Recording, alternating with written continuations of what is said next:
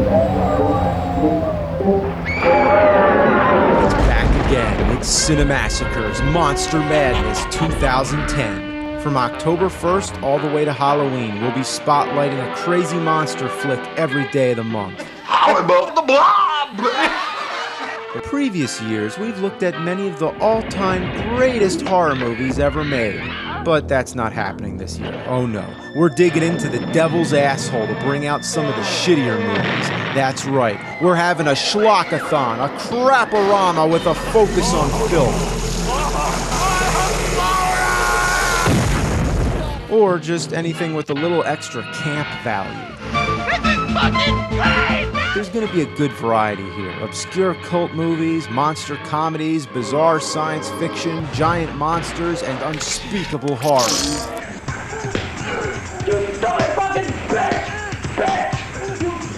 We're going to uncover some stinkers from whatever dung heap they lay under and make the forefathers of film wish they never invented motion pictures.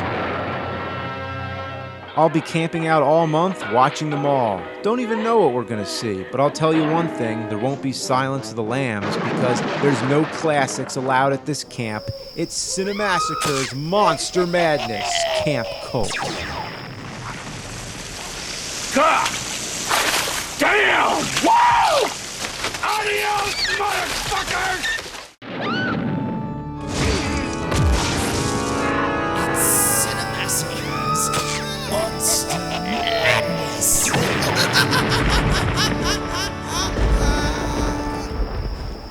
Welcome to Camp Cult. It's Monster Madness 2010.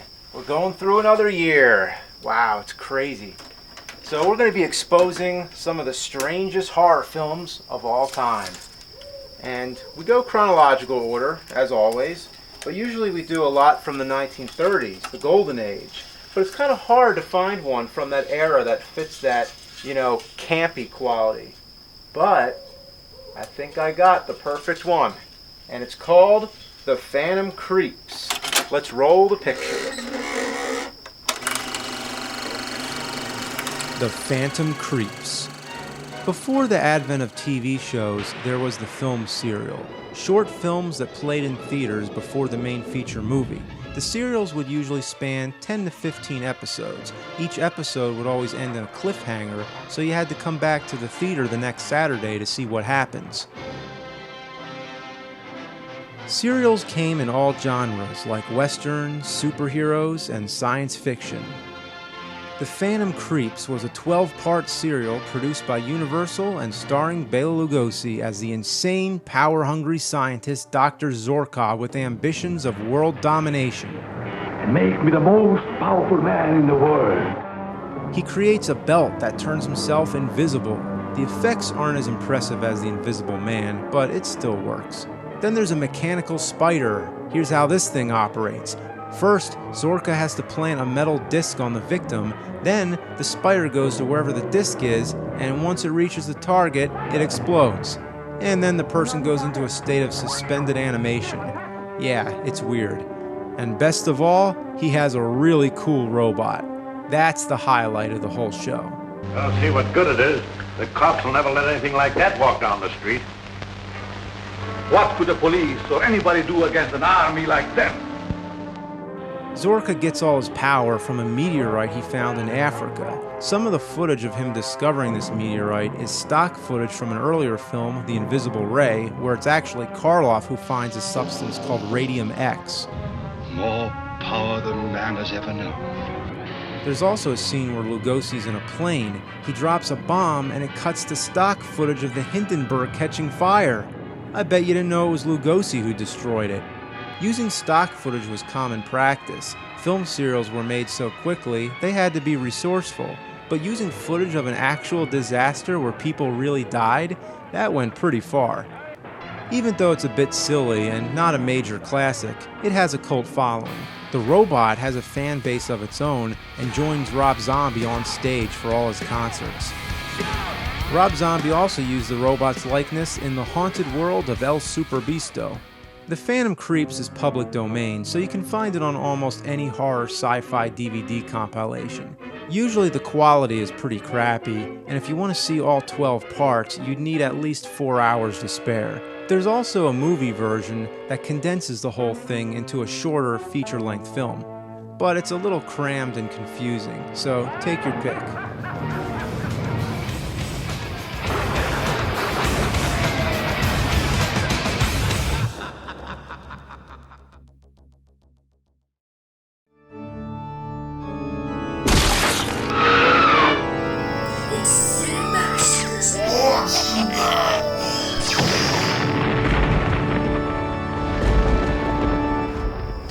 Well, we're about to dive straight into the 50s B-movies, but first I want to find at least one from the 40s. Return of the Vampire. That's an interesting one, with Bela Lugosi. Well, we just did The Phantom Creeps, so why not? Return of the Vampire gives you more than you'd expect, because not only do you get a vampire, but a werewolf too. Sure, nowadays with Twilight and everything, that's commonplace, but back then, it was something new. In fact, the same year, Universal Studios was planning a film titled The Wolfman vs. Dracula. It was going to be filmed in color and star Lon Chaney Jr. and Bela Lugosi in their signature roles.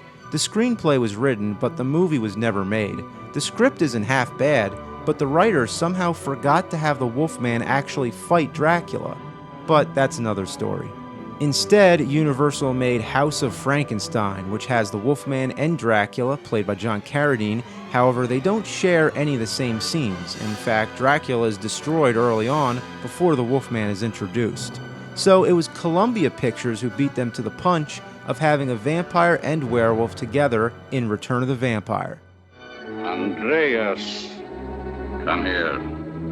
Even though the vampire's not actually Dracula and the werewolf is not actually the Wolfman, it doesn't matter, it's just as good as you'd hope. The opening scene gets things started off right in a classic foggy cemetery set. The werewolf is kinda lame, he's under the vampire's power and doesn't act at all like you'd expect. He walks like a human, talks like a human, His identification. and doesn't have any of the wolf characteristics made famous in The Wolfman. You're a fool, Andreas. A complete, utter fool. It borrows more from Werewolf of London, which actually predated The Wolfman. In that movie, the werewolf is more like a split personality, like Dr. Jekyll and Mr. Hyde. The vampire, on the other hand, is just what you'd expect from Lugosi. Hypnotic voice, evil stare, it's like watching Dracula. It may even be the first time a vampire covers his face with his cape, a trait that was imitated in Abbott and Costello Meet Frankenstein and Plan 9 from Outer Space. Lugosi's always had a thing for wolves. In Dracula, he calls the wolves the children of the night. Listen to them. Children of the night. What music they make. And he becomes a wolf himself, even though it happens off-screen. What's that? Running across the lawn. Looks like a huge dog. Or a wolf? In The Wolfman, he actually plays a werewolf, the one that takes an actual wolf shape and bites Lon Chaney Jr. And finally, in Abbott and Costello Meet Frankenstein, he fights the Wolfman for the first and only time. Back to Return of the Vampire. Lugosi's killed early on, but he's resurrected during the Second World War when Nazi bombs are dropped in the cemetery and blast open the tomb holding the vampire. Think about it, a cemetery with a werewolf, a vampire, and Nazi bombs? I would stay away from that place. It may be kind of ridiculous, cliche, and just one stop short of classic, but it's rich in visual appeal. It has all the chills and atmospheric haze, totally on par with the Universal films of the 40s. In fact, you might even say it's gone a little overboard. Look at all the fog. Even inside the house there's fog. But that's okay for me because I like fog. What the hell, man? There's not enough fog. We need fog.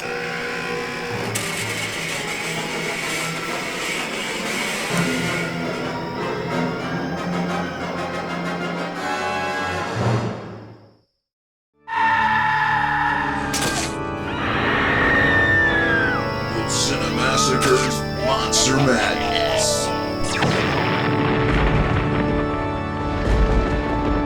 Robot Monster. How can I make fun of a movie that has a gorilla wearing a diving helmet? It's the kind of thing you expect to see in a parody that makes fun of B-movies. But here it is, an actual B-movie that's not ashamed to show you such a ridiculous-looking monster. It's not like you only see it in a scene or two. No, it's the star of the movie, and it's on screen all the time. So there's a whole race of these space gorillas who want to take over the Earth. Now I will kill you. But the first step is to wipe out all human life. You look like a pooped-out pinwheel. And it seems they've gotten pretty far. Almost everybody's been killed except for this one family who survived with the help of a scientist who's made them immune to the robot monster's death ray. I still don't really understand it. And the plot doesn't make any more sense when it suddenly cuts to stock footage of reptiles fighting from 1 million BC and stop-motion dinosaurs from the Lost Continent. And there's a bubble machine. I don't know what that's about. So these are the last people on Earth. If the gorilla kills them, they're done. But this is the best he can do. All he does is walk around. They call him Roman, by the way. You sound like a human, not a Roman. Never do we change location. They make many tracks over the same scenery again and again. This also happens to be one of the most used spots in motion picture history. It's called Bronson Cave, which is in Griffith Park, Los Angeles, not far from the Hollywood sign. It's actually more like a tunnel. Both ends of this tunnel, both caves, were used in tons of B-movies, film serials, and TV shows. Really, the list goes on and on.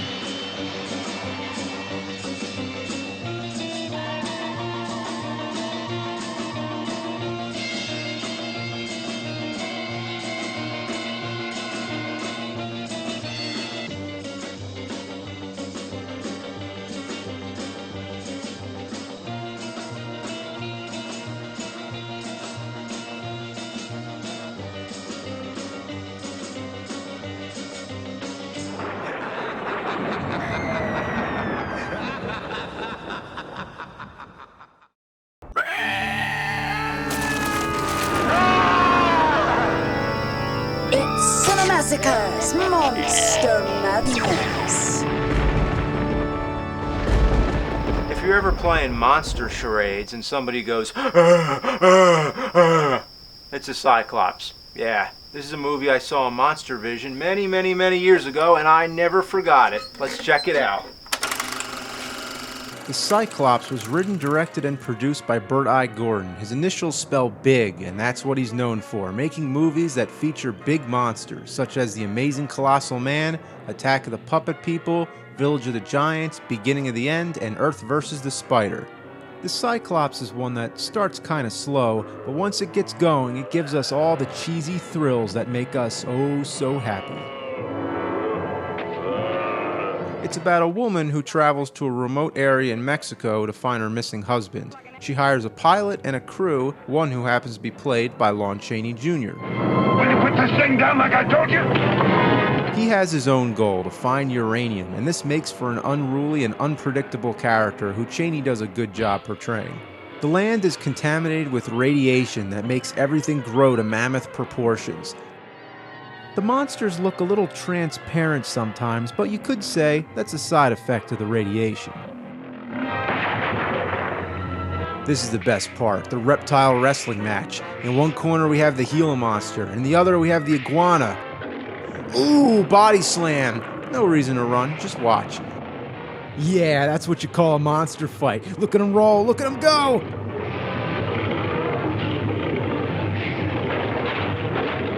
Then they go to Bronson Cave. What a history, that place. She finds her husband, now mutated into the Cyclops. It's not like the classic fantasy Cyclops with the eye in the middle. Here, it looks like the side of his face is melted cheese and half of his mouth is chewed away. It's schlocky, but also grotesque for 1950s standards. He's played by Duncan Parkin, who played basically the same thing in War of the Colossal Beast. The Cyclops never shuts up. That is one noisy Cyclops.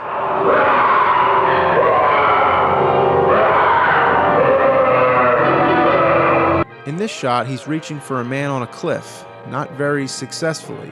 What's his problem? His hand is clearly high enough to grab him. The greatest of all is when he picks up his wife. Check it out.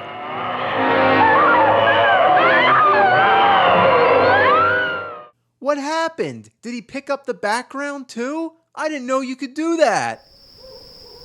Every time I see it, I'm stunned. Like, what can you say about that? I've never seen that trick in a movie. That's really unique. Well, it's too much to take. I need a beer.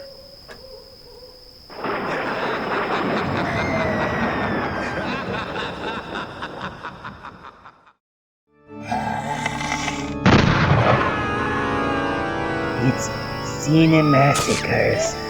Monster Madness. From hell it came. From hell what came? A fire-spitting demon? The devil? A lava monster? No, a tree. A tree that kills people. Yeah, in the beginning of the movie, some guy gets executed for committing murder. They kill him by putting a dagger through his heart. Then they bury him in a tree trunk. It just so happens they're on an island that's contaminated with nuclear radiation. So, what happens? The man is resurrected in the form of a tree.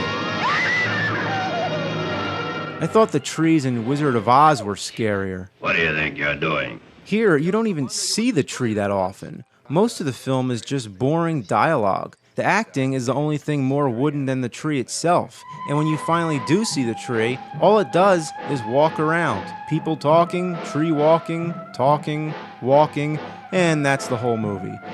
Eventually, the tree kills someone by throwing them in quicksand. Pretty spectacular. We also get some crazy backstory about an evil spirit.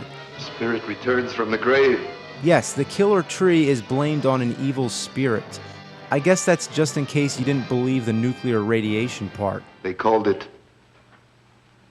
Tabanga. So, it's a radioactive, possessed tree walking around with the mind of an executed murderer and a dagger in its heart. And according to the title, it's from hell. Nobody can kill it. They drop it in a trap, they shoot it, but nothing works. You want to know how they kill it? You want to know? They shoot the dagger to drive it into the heart. Wasn't the dagger in his heart in the first place? Isn't that how he was killed? So the dagger was just barely in his heart and they had to shoot it in deeper. What am I talking about? I don't recommend this movie, and besides, the DVD's way overpriced. Somebody tries to charge you that much for this piece of shit, you tell them to make like a tree and get out of here.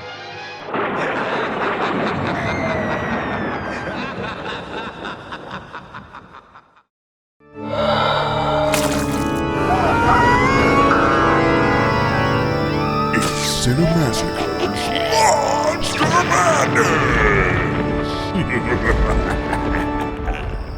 Brain movies, you gotta love them. The Brain from Planet Arrows, The Brain That Wouldn't Die, Donovan's Brain. Too bad the best one of all doesn't even have the word brain in the title. You wanna see something cool? Watch this. Fiend Without a Face. That fiend has no face. In fact, it doesn't have a body either. It's just a bunch of brains with spinal cord tails. And up until the last 15 minutes, they're all invisible.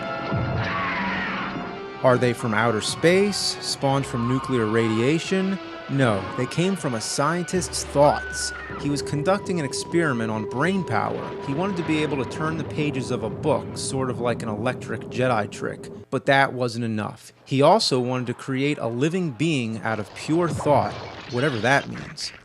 So what do you get? An army of invisible monsters that strangle their victims and suck their brains out through their skulls and turn them into mindless zombies. It's incredible. It's as if some mental vampire were at work. It's a deliciously gruesome concept, and the slurping sound effects create a disgusting mental picture. I love it.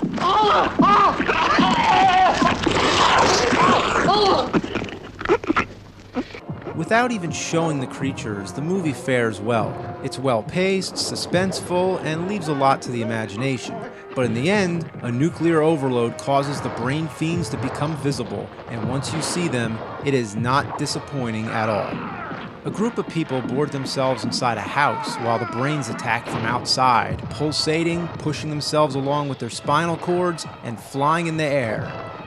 Whenever they're shot at, they spurt blood all over. Oh, listen to that sloppy, bubbling sound. It's so awesome.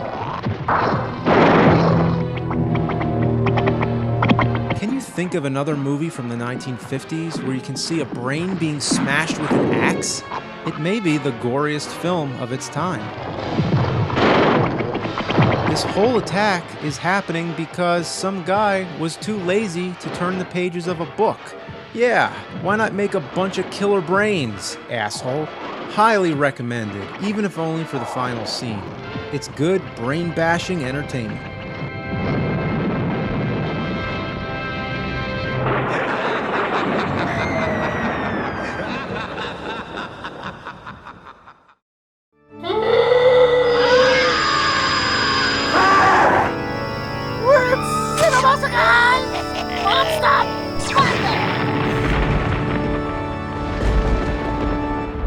The late 1950s saw a new surge of life to the Frankenstein monster.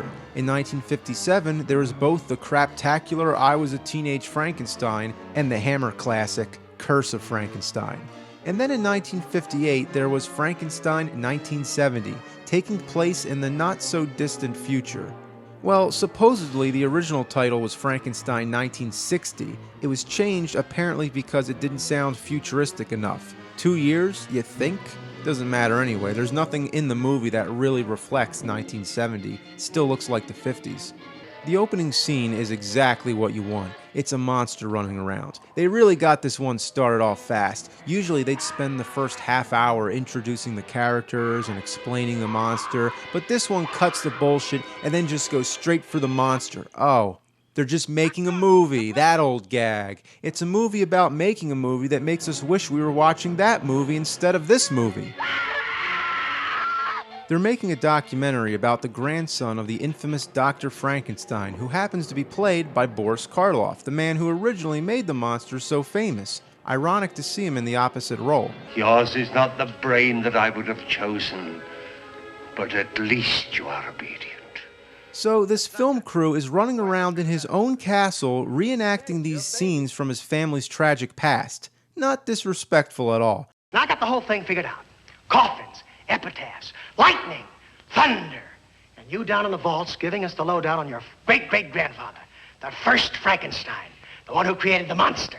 You're going to be a television star. Well, turns out Frankenstein's trying to follow in his grandfather's footsteps to create his own monster. I guess it's just a family tradition at this point. It's like in Son of Frankenstein, except now it would be Son of Frankenstein. He limps around with a scarred face. You'll never guess why. He was tortured by Nazis in World War II. Does that little backstory have any bearing on the plot? Not really. Frankenstein's so poor and washed out, he uses the money that the film crew pays him to buy equipment for his laboratory. Most of the movie is just Karloff tinkering around in his lab, speaking in monologues and talking medical jargon. It's so cliche, it almost comes off as a spoof of the whole Mad Doctor genre.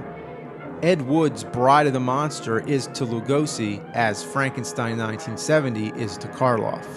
When the monster's being created, at first he just has a skull face. Eyeballs are surgically planted and they use an actual cow heart. A real heart in a horror movie? For 1958, that was some gruesome stuff. The monster is a disappointment. I'm assuming they didn't have the rights to reproduce the classic Jack Pierce makeup. Universal holds a tight grip over their monster heritage. The opening scene with the fake monster, the camera never tilts up far enough to show his face. On the poster, his back is turned and a silhouette. Clearly they were trying to allude to the classic.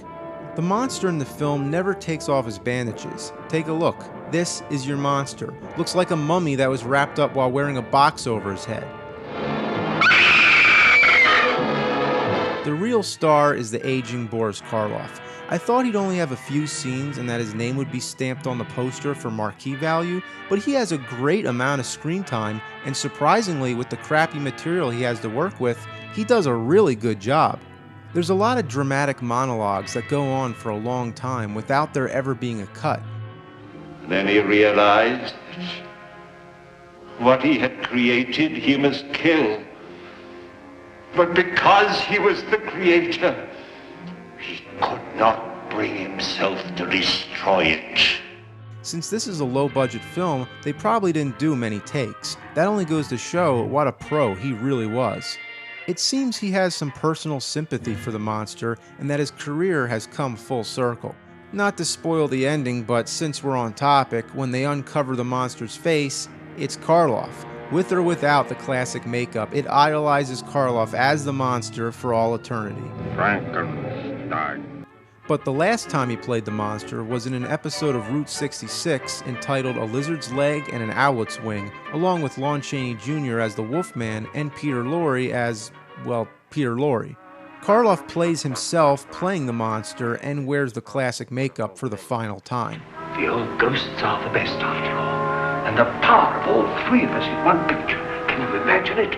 But it's a very casual performance. I think Frankenstein 1970 is his swan song. I mean, as far as Frankenstein goes, his true swan song to the genre itself would be Targets. Imagine if you took everything you love about classic horror films, a castle, a laboratory, a swamp, fog, and Karloff doing what he does best. It lacks story, and it's cliche as hell, but damn is it great.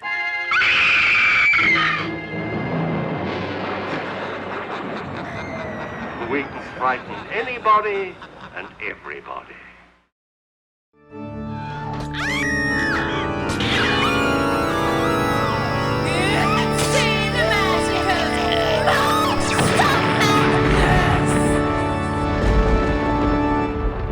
Screaming Skull is a super low-budget public domain horror stinker that begins with a cheesy narration warning you that this movie is so scary you could die of fright. Its producers feel they must assure free burial services to anyone who dies of fright while seeing The Screaming Skull. If you're going to die of anything, it's laughter. The plot involves a newlywed couple, Jenny and Eric, who are moving into their new house. Well, the house isn't exactly new. It belongs to Eric, who lived there with his last wife. She died from slipping on a leaf and hitting her head on a stone wall next to the pond. Seriously, that's the actual explanation. You'd think this would be a traumatic memory for Eric, but he doesn't seem to care. He casually keeps images of her all around. There's an obelisk in the yard with her face on it, and there's a painting of her he keeps in the house. Isn't that what any man does? Keep images of your last wife all over the place for your new wife to see? Well, the plot goes deeper. Jenny has a history of mental illness, and her parents died, and the painting of Eric's dead wife resembles Jenny's dead mother. It's just more convoluted backstory. The main story is Eric's past. After all, that's who the Screaming Skull is. It's his wife. But somehow it all gets shoved onto Jenny. One time she wanders out of bed in the middle of the night, hearing an open window slamming in the wind. She approaches it, and then all of a sudden, there's a jump cut and she's crying in Eric's arms. What happened? What did we miss? I would say I have a bad DVD, but this jump cut is also present on the Mystery Science Theater version. Oh, the film broke and it was horrible. This movie is full of jump cuts. Look at this one coming up. I want you to call Dr. Ann tomorrow in New York. Wow. There's another scene where she again wanders out of bed, hearing the sounds of knocking on the door. Well, she takes about 5 hours to answer it, and finally when she does, oh my god, it's the skull! Holy shit, somebody's rolling a skull through the doorway! Does that also mean the skull was knocking on the door? Yes, for a skull, it sure gets around. It's always appearing in strange places, like in the closet, rising from a pond, or floating in thin air. The only thing it doesn't do is scream. Well, sort of. It sounds like a high-pitched door creak. Jenny sure does a lot of screaming, though. They should just call it the Screaming Bitch. Or the nonchalant dickhead who doesn't care about his dead wife. I do find some enjoyment with this film. It's got that creepy atmosphere. This shot, for example, this dark exterior of the house, in combination with the eerie music, it's not bad. Unless you stop and think you're looking at a POV shot of a disembodied skull that's floating sideways past somebody's house. There's a weird gardener who's always lurking about, who we're led to think is behind everything, but really he has nothing to do with it. They could have just as well not included this character. Eric's the guy behind the whole thing. So why does he want to drive his new wife insane? How is he able to hide a skull all around the house and make it roll without her knowing? And is it just a coincidence that the real wife actually is coming for him? A skull nonetheless rolling down the stairs? Why is she a transparent ghost at first, and then all of a sudden she's a physical skeleton that he can actually hit with the stool? By this point, it doesn't matter anymore. I found it on a DVD pack that came with 50 movies for about $25, so that means this movie cost me about 50 cents. So considering the situation and how short this movie is, it's not much more than an hour, I say it's worth it for some chills and laughs. Wow. Well, pretty hefty plot synopsis we have that time. Let's see what we got in here. Ah! Help! It's the Screaming Skull! Ah! Ah! Ah! Ah!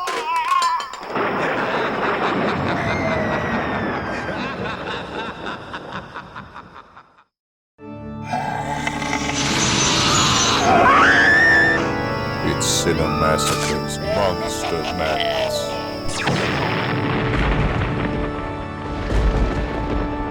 Today we're going to talk about The Terror, starring Boris Karloff and Jack Nicholson. So director Roger Corman was working on filming The Raven. Now Corman, of course, was the B-movie king. He made movies cheap and he made them fast. Well, he finished The Raven a little earlier than expected. 2 days early, in fact. So rather than sending everybody home and letting those 2 precious days go to waste, he decided to make another movie using the same sets and the same crew. There wasn't even a script, but they had Boris Karloff, so the idea was just to write his scenes, film him, send him home, and figure out the rest later. And what do you know? The result was 2 days of footage with Boris Karloff that didn't make any sense. So Corman dumped this mess onto several other directors to finish the movie. They were writing the script as they went along. One of these directors was Francis Ford Coppola. Not one of his proudest moments. Even Jack Nicholson directed his share. The guy wasn't even famous for acting yet, and here he was directing. The finished result is a mishmash of 2 things. 1, people walking around in dark rooms, and 2, people explaining new plot twists every other scene as if 10 different M. Night Shyamalans were involved.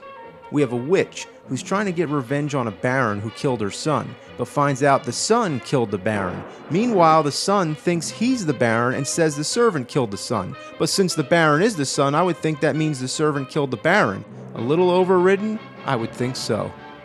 The witch has a woman under her control who she turns into a hawk. But the main point is that this woman who is also a hawk also looks like the Baron's dead wife who the Baron murdered. So the witch is trying to send this dead wife lookalike to the Baron to make him think it's a ghost, go insane, and commit suicide.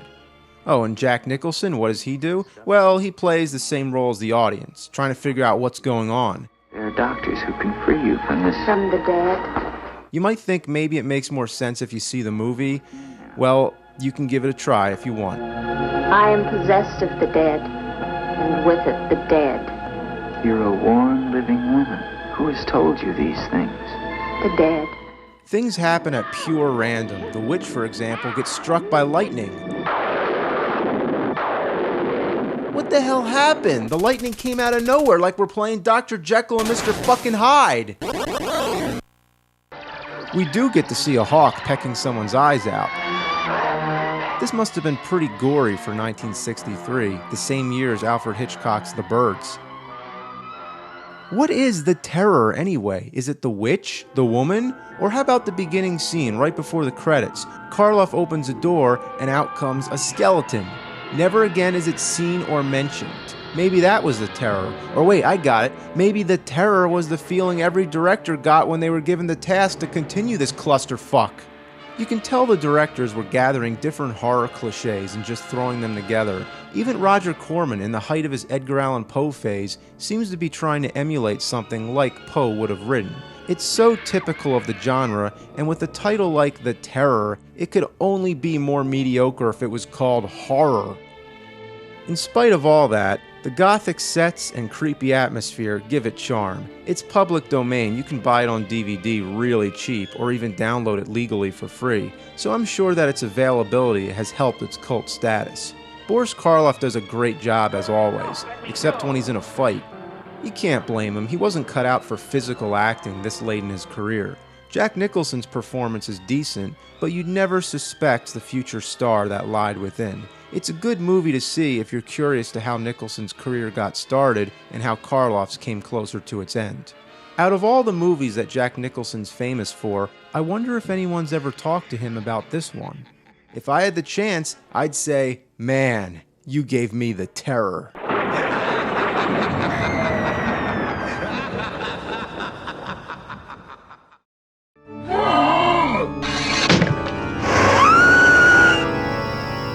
Cinemassacre's Monster Madness.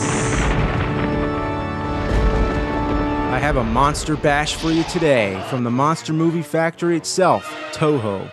War the Gargantuous. It's about two hairy giants that both grew from the cells of Frankenstein. You see, first Toho made a movie called Frankenstein vs. Baragon, also known as Frankenstein Conquers the World. It featured a Godzilla-sized Frankenstein monster who's actually referred to as Frankenstein. At the end of the movie, he's destroyed. So in the sequel, these two new monsters spawn from his remains. Originally, it was called Frankenstein's Monsters, Sanda vs. Gyra, until the English dub came along and sort of de-sequelified it by removing any mention of Frankenstein and retitled it as War the Gargantuous, because no Toho film back then had only one title.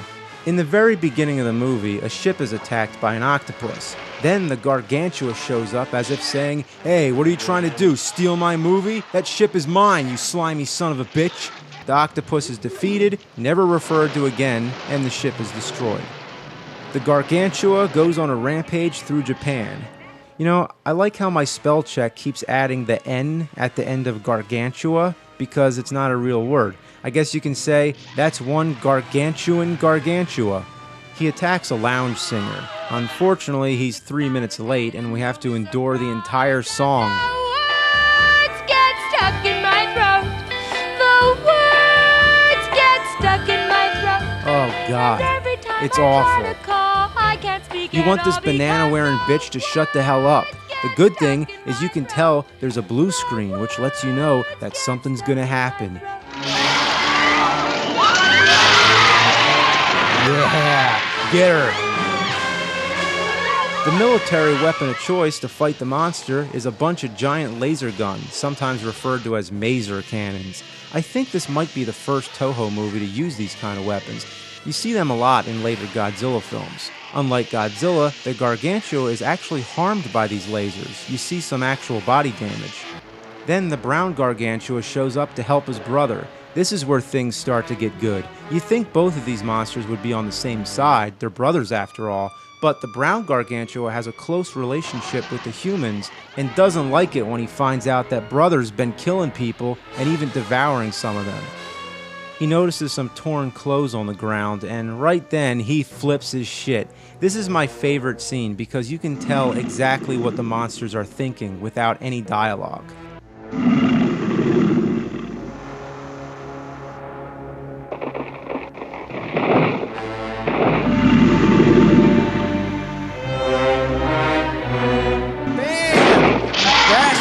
It's on now! And the rest of the movie, all they do is fight.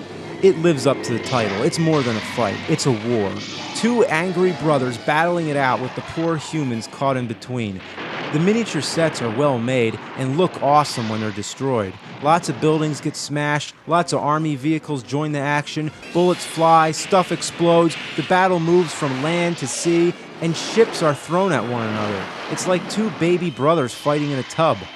The monster costumes are less bulky than in many of the Godzilla films. It seems like this helps the actors maneuver a little better, and I think that makes this one of the best monster brawls of all the Toho films. I mean, overall, it's not one of their better movies, and there's a lot of bullshit to sit through, but in the end, it still delivers the goods.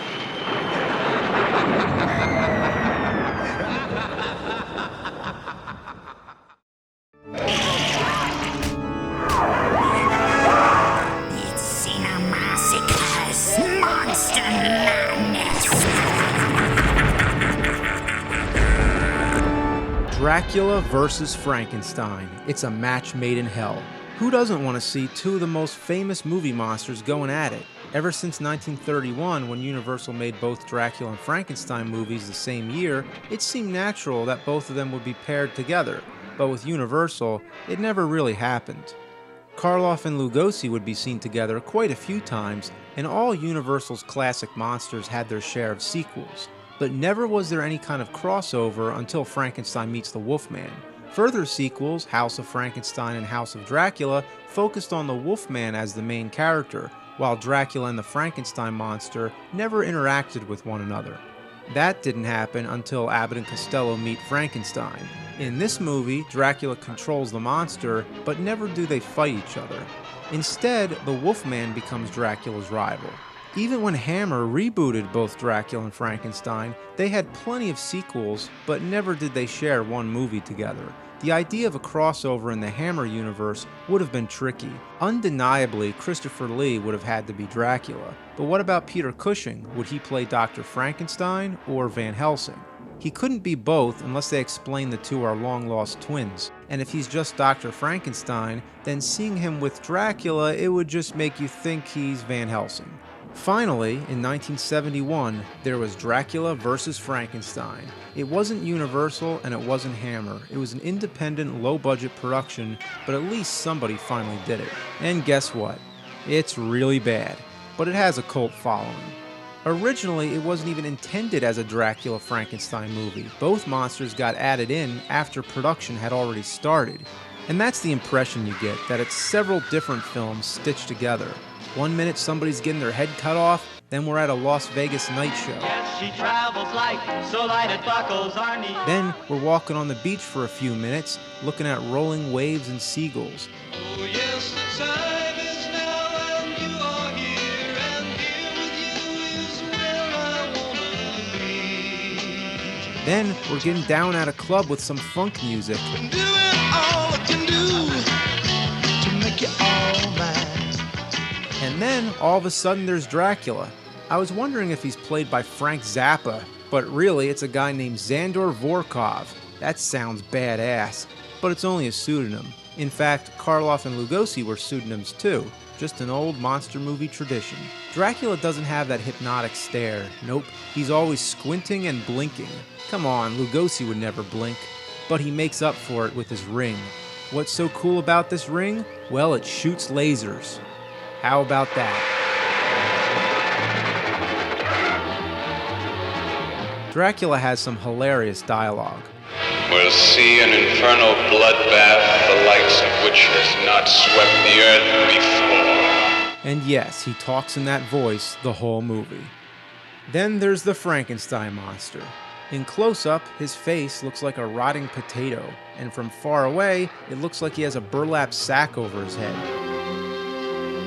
Lon Chaney Jr. plays the mad scientist's assistant, who also happens to be a madman who's going around killing people with an axe. This was Chaney's final role.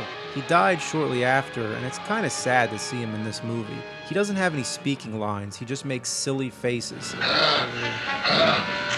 Then there's the mad scientist, a descendant of Dr. Frankenstein, who's played by J. Carrol Naish. It wasn't his first Frankenstein movie. He was in House of Frankenstein, playing a hunchback assistant to mad scientist Boris Karloff. He's more interesting to watch than the monsters, that's for sure. Believe it or not, this was his last role too. Geez, was there a curse on this movie? During the day, the doctor runs some weird carnival exhibit. At night, he's in his lab conducting experiments on women. He used their blood to invent some kind of serum, and Dracula wants that serum. Why exactly, I'm not sure, but part of the deal is that Dracula revives the Frankenstein monster and gives him to the doctor, so the doctor can use the monster to get revenge on another doctor who's played by Forrest J. Ackerman. Ackerman was one of the biggest monster movie fans to ever live. There's also a lot of music taken from the Universal films, just to remind you of what you're not watching.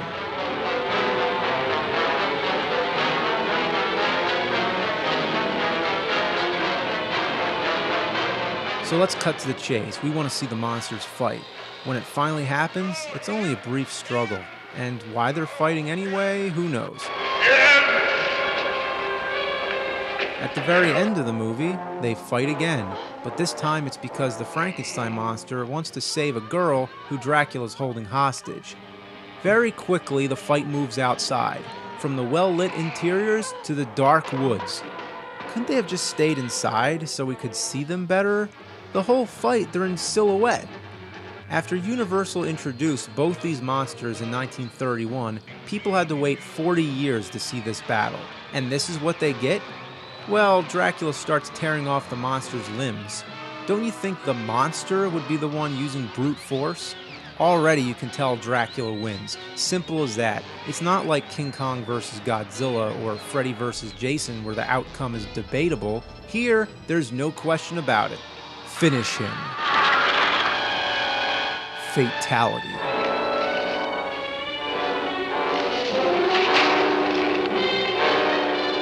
The review would have ended here had I not discovered there's another movie with the same title, Dracula vs. Frankenstein. It came out in 1969, some sources say 1970, but either way, it just barely predates the more famous version. So I sat down and tried to watch this thing, and would you believe, Dracula and the Frankenstein monster never fight each other. It's about aliens who resurrect two dead scientists and take over their bodies. One of them's played by Michael Rennie, better known as Klaatu in The Day the Earth Stood Still. I am Klaatu. Would you know? This happens to be his final role. Another great actor to fall by the Dracula vs. Frankenstein curse. The aliens, masquerading as the scientists, revive the classic monsters, Dracula, the Frankenstein monster, a mummy, and a werewolf who looks a bit like Michael J. Fox in Teen Wolf. The only monster fighting is between the werewolf and the other monsters. There's the werewolf fighting the mummy.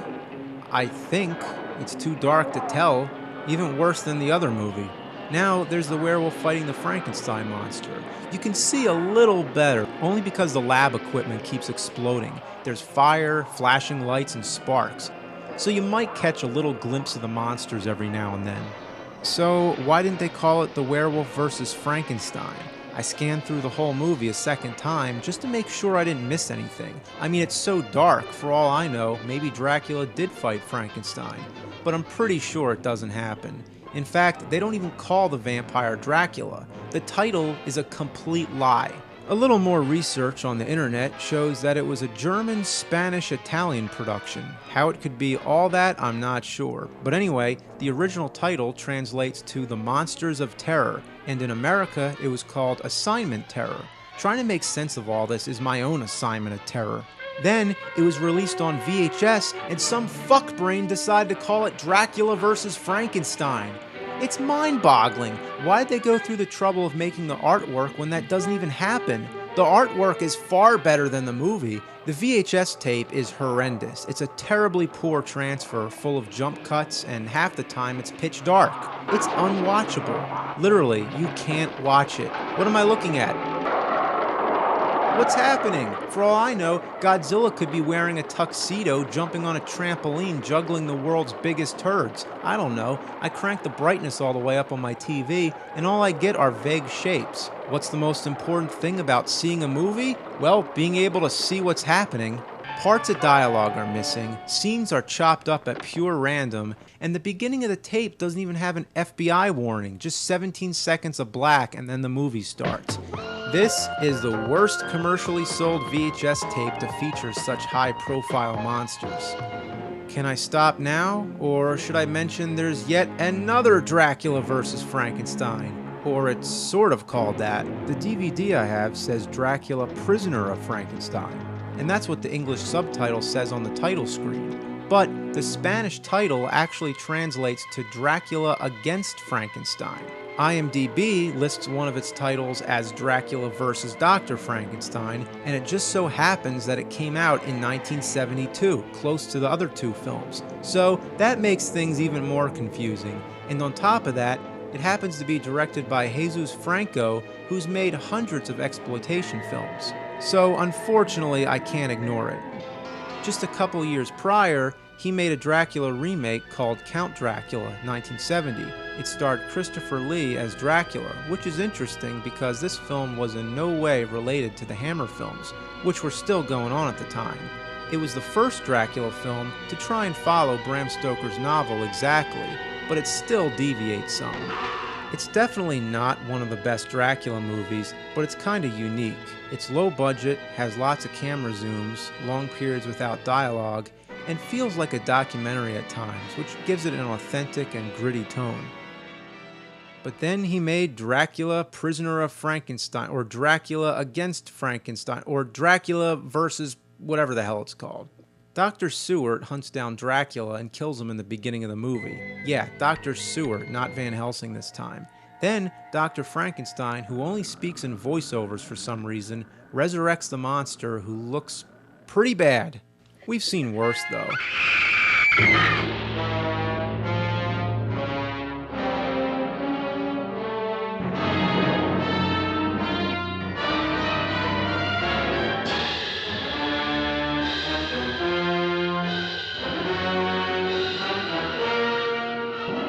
Look at his puffy eyes. It looks like they dragged this guy out of bed, put the makeup on him, and told him to act like he's having a seizure. He sends the monster to kidnap a girl, and the doctor extracts her blood. Then he uses the blood to resurrect Dracula by pouring the blood all over a bat.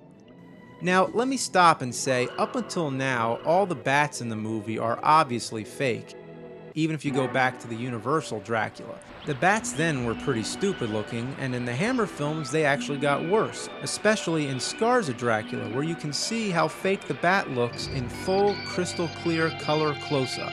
I guess it just took a while before fake bats ever got to become realistic looking. I mean, in this movie it's so bad you can sometimes see the shadow of the pole that the string's attached to. But then there's times when it's a real bat and somebody's holding it by its wings. So now we get back to the Dracula resurrection. They have this bat in a jar and they're pouring this blood on top of it. I don't know if it's real blood or not, but the bat seems to really enjoy it. Until they start pouring it in too fast and nearly drown the poor thing. I hope they didn't really drown the bat. That would be a shame for any creature to be sacrificed for such an awful movie. So, the rest of the movie, Dracula's under Dr. Frankenstein's power. Dracula and a female vampire terrorize the town. Dr. Seward hunts after them, he's attacked by the Frankenstein monster, rescued by gypsies, and then out of nowhere, there's a fucking werewolf!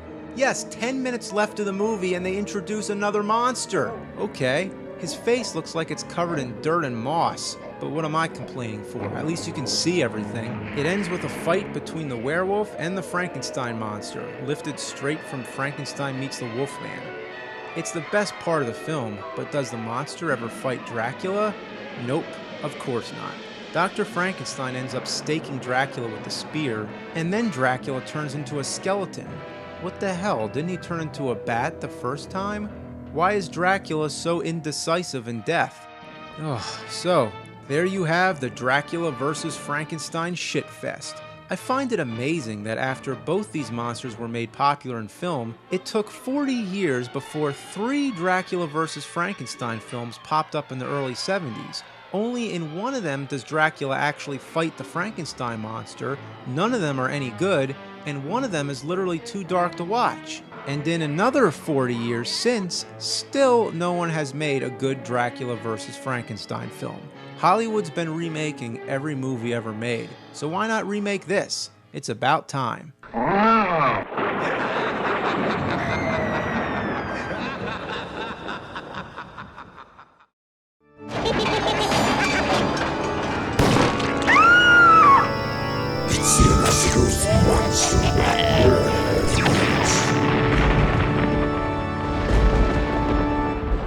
Legend of the Seven Golden Vampires. Vampires and Kung Fu. Got your attention? Well, check this out.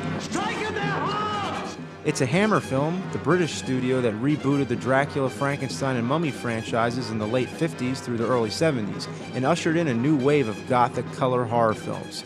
This one's a little different. It was one of their last movies, made when the martial arts genre had just exploded. In fact, they teamed up with the Shaw Brothers Studios and filmed on location in Hong Kong. How does this movie even exist? The plot is difficult to describe. Basically, Dracula moves to China in search of fresh blood after killing a Chinese monk and taking his appearance. Only in the opening scene and last 2 minutes do you ever see Dracula in true form. After playing Dracula in 7 Hammer films, Christopher Lee apparently got tired of being typecast and had enough. So this time they had to get another actor. It's disappointing, but they make up for it with Peter Cushing in his 5th appearance as the vampire hunter Van Helsing. You believe the legend of the 7 golden vampires?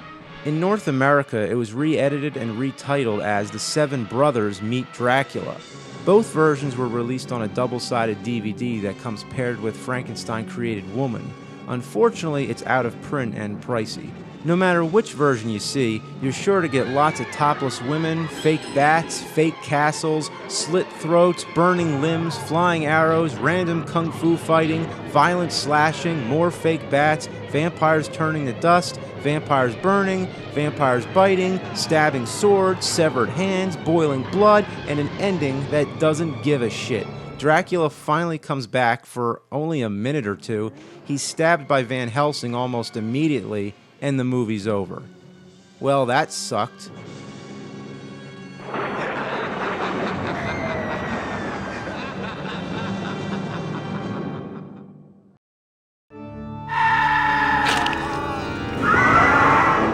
It's Cinemassacre's Monster Madness!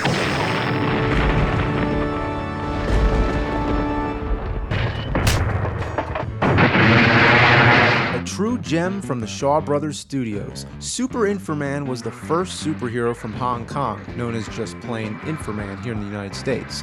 It brings to mind Ultraman and Power Rangers, but this is a whole different beast.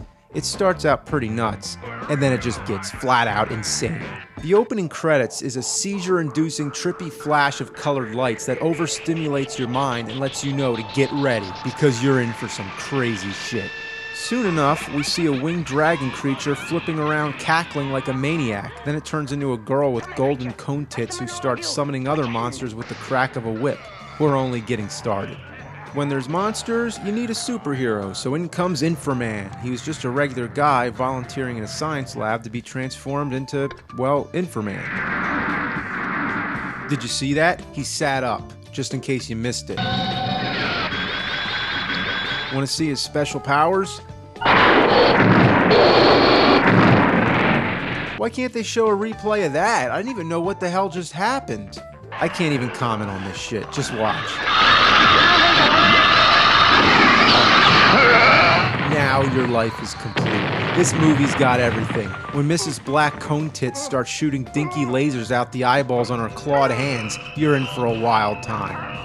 Tentacles without bodies fry people against electric walls. Spacemen battle evil henchmen in skeleton suits and horned helmets, along with a bug monster that never stops growling.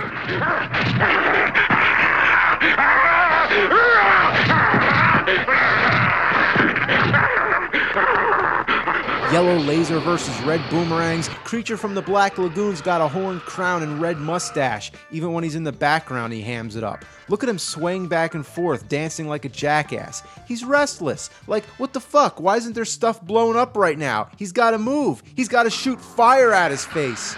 I love the villain's headquarters. On her desk is a cheesy-looking bat, and behind her it looks like King Ghidorah's in the Twilight Zone. There's a scene where she becomes the dragon and fights Inframan, and Inframan cuts off her head.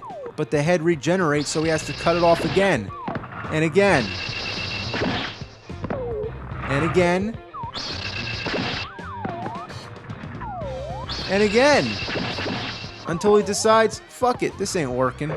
By the way, everything explodes. Boom! Monster flips over a car. Boom! Car explodes. Alien takes a piss. Boom! Piss explodes. Inframan shoots laser. Boom! Laser explodes. Inframan fights weird upside-down octopus creature. Does flying kick. Boom! Lasers are highly combustible when mixed with water. Boom!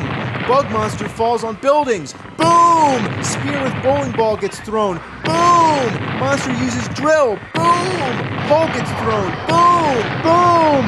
Boom! Inframan hits the control boards. Boom!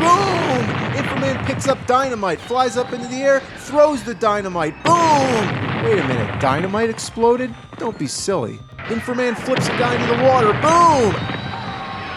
How did Inframan get over there? Now boom again? I'd be afraid to live in this world where everything is ignitable. If you stub your toe, hit your head, or trip and fall, you'll go boom! Look at all this shit going on. I'm really at a loss for words here. Oh, there goes Mrs. Conetitch. That makes no sense, but who cares? Boom! Boom! Boom! Boom! Boom! Boom! Boom! Boom! Boom! So basically, boom! This could be the best movie ever made. Except it should come with a warning label. It's highly combustible, and it could go boom!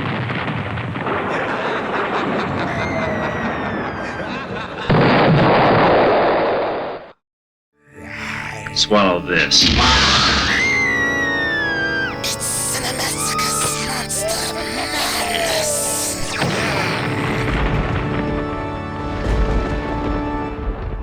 The Exorcist II: The Heretic. It's laughable to even think that someone tried to make a sequel to The Exorcist. The first one, on top of being one of the most popular horror films, was probably the only pure horror film that received widespread Academy Awards. It won Best Sound, Best Adapted Screenplay, and nominated for several others, including Best Picture. Your mother sucks cocks in hell, Paris. With horror movies, that doesn't happen often. Slumdog Millionaire, No Country for Old Men, The Hurt Locker. Put some zombies and vampires in those movies and see how many awards they get. So with that said, how do you make a sequel to such a critically acclaimed movie? Well, copying it would be a simple solution. Yeah, isn't that what they'd usually do? If something's successful, do it over again. This time they tried something different, which is commendable, but it might be a little too different. It suffers from the opposite problem. It's nothing at all like the first movie. They hired a director who didn't even like the original. The result is an experimental acid fest that merely banks on the concept, using the title as bait to lure fans of the original into its mind-rotting trap. Linda Blair returns as Regan, now 18 years of age and surprisingly seductive. Her mom's out of the picture. Regan's in the care of Nurse Ratched, undergoing counseling. She's hooked up to some hypnosis machine that allows two people to enter the same dream. Did Christopher Nolan see this? Also, there's this priest who's investigating the death of Father Merrin from the first movie. More shit happens, then we're off to Africa.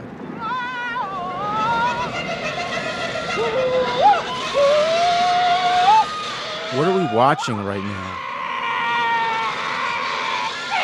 By the time I get through this POV shot, I'll be a vegetable. Unless something really exciting happens at the end. What is it? What are we building up to?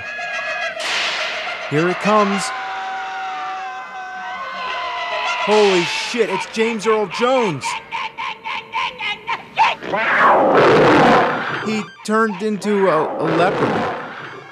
Now he's dressed as a locust? What's going on here? This movie came out the same year as Star Wars. I'd like to think that when James Earl Jones was recording the voice for Darth Vader, he was still in the middle of filming Exorcist 2. Yeah, he was in the locust costume all along. Where are those transmissions you intercepted? What have you done with those plans? Commander, tear this ship apart until you found those plans and bring me the passengers. I want them alive! Just to give you an example of how random this movie is, check out this scene where the priest confronts the witch doctor. The witch doctor spits out a tomato. It lands on a bed of spikes in the water. Now, watch what happens. Well, that was a bad idea. You might be thinking, what does any of this have to do with The Exorcist? Well, there's not really an exorcism. And the heretic, I'm still not sure who or what that is. Maybe the heretic is the director of the film, I don't know. It should have been called Swarm of the Locusts, because there are a lot of locusts in it. You do see Regan in the familiar makeup from the first movie, and there are flashback scenes with Max von Sydow, Father Merrin from the original. Here we learn some more of the backstory, and they name the demon that possessed Regan as Pazuzu. The first movie doesn't clarify that. The voice that comes out of Regan identifies itself as the devil. And I'm the devil. But we never know for sure if it's just messing around. The opening scene suggests that it's Pazuzu because of the statue Father Merrin sees, but the common viewer wouldn't know that. So we're left to wonder if the demon that possesses Regan is the devil or not. And that's what I think makes the movie so interesting. You never know for sure. Of course, remember I'm talking about the movie, not the book. After all, the things the demon does are certainly horrible enough to be the devil, wouldn't you say? But anyway, this is the first movie where they call it Pazuzu. The sequel is still interesting to watch, the production values are high, but don't expect a coherent narrative. The movie's been beaten to death, filled with hallucinogens, gobbled up by Satan, shat out, flushed off the face of the earth, raped by aliens carrying intergalactic STDs, launched back to Earth, injected with radioactive poison, eaten by Godzilla, and barfed onto the screen where it ended up being booed out of theaters. For real, they pulled this movie out of the theater immediately to be re-edited. The re-edit didn't help much.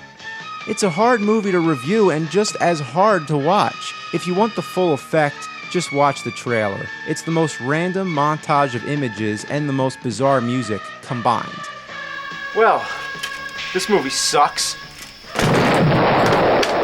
The third one's better, but maybe we'll talk about that another year.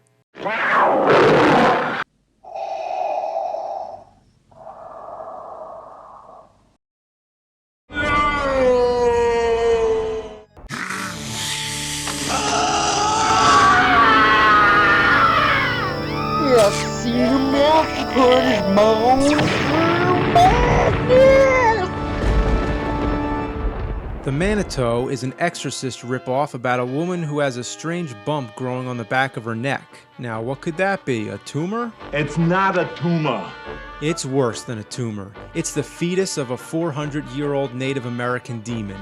Yes, I said that correctly. An ancient witch doctor of some sort being reborn on a woman's neck. In her sleep, she speaks some freaky-deaky language. Her ex-husband, or whatever, is getting bothered with this. If the relationship didn't work the first time around, I don't know why it would now. He happens to be some kind of phony psychic, and bad luck follows him around. There's a scene where he's reading tarot cards to a client, and yeah, he has a mustache in this scene. Part of his psychic costume, I don't know.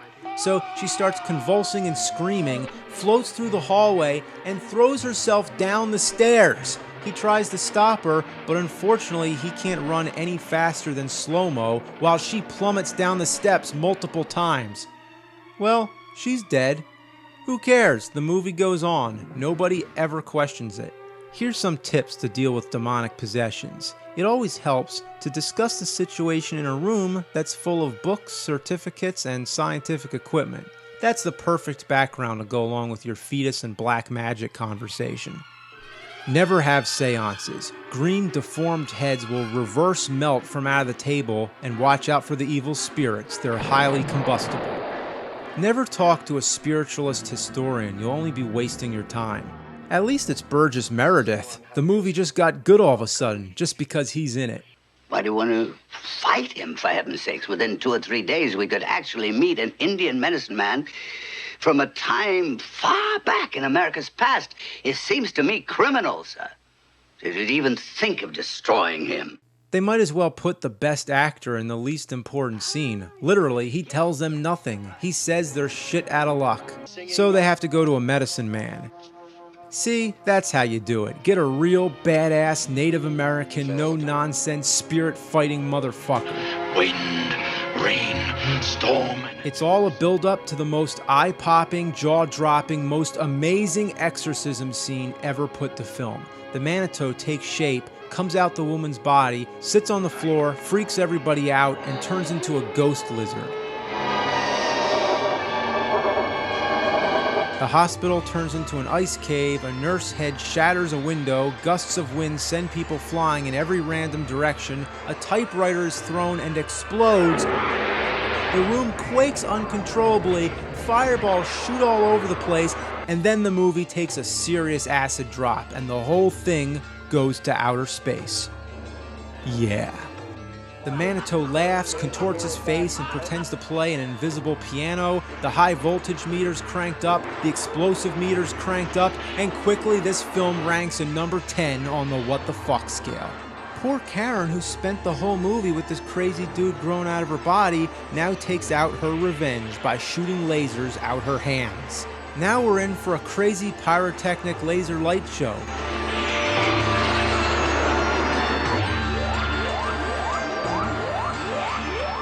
This is heaven. It's gotta be. An explosion to the senses that leaves you brain dead and paralyzed by the time it's over. Look at this! Now it's like 2001, A Space Odyssey. The plot just went out the window and now we're drifting through psychedelic limbo. The funny thing is how serious this movie takes itself up until this point. I don't know what to say, other than make your own judgment. Get some friends together and give this thing a watch. It's quite a find.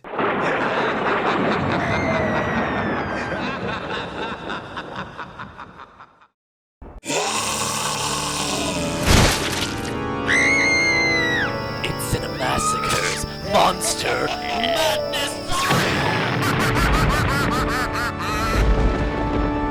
Laser blast is what it's called, and laser blasting is what you get.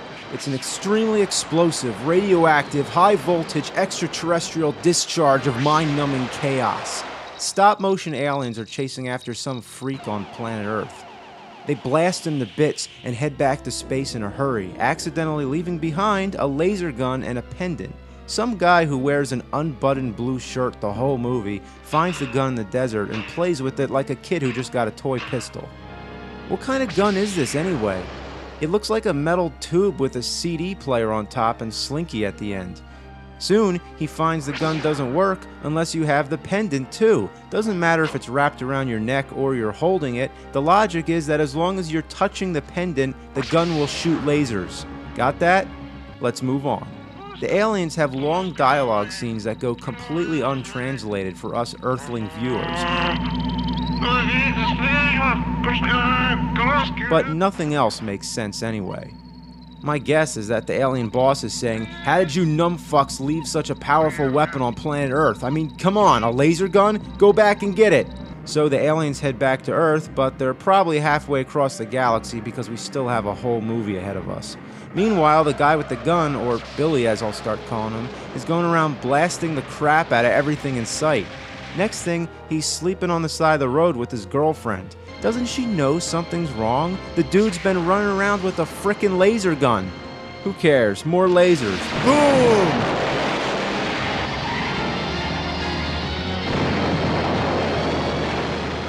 Usually in a normal movie, when something explodes, that's it. It's done. It can't blow up again. But in this movie, they use every camera angle they have. Let's count how many times this car blows up. 1, 2, 3, 4, 5. 5 explosions.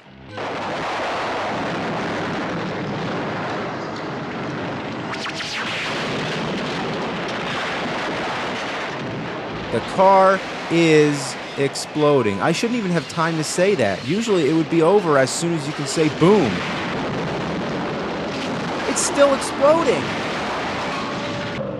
There's a scene where a car crashes deliberately for no reason at all.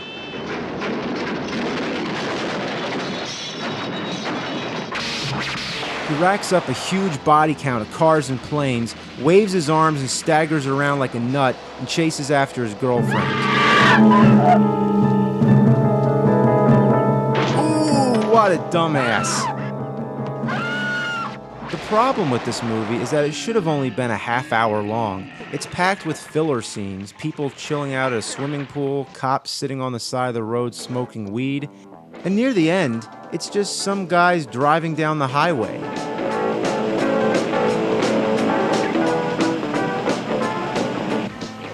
At this point, there's only 20 minutes or so left. Things should be happening. Did the movie just take a break? I can't wait till everybody sees us driving around in this.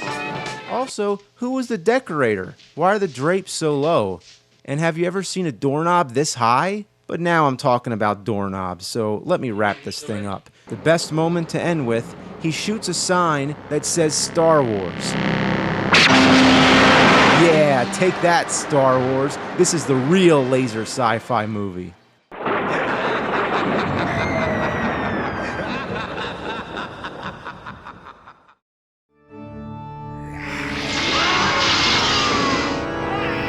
It's Cinemassacre's Monster Madness!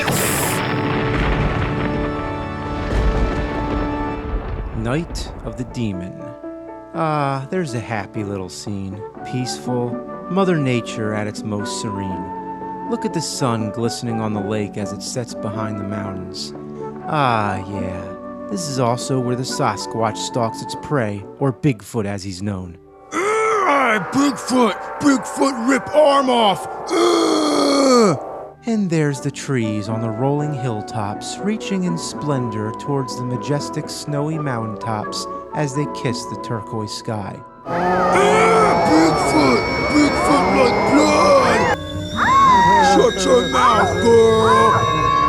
Quit your shit! Yeah, that's the gist. It's like some pissed off Ewok that's going around tearing people to shreds. Bigfoot say wake up!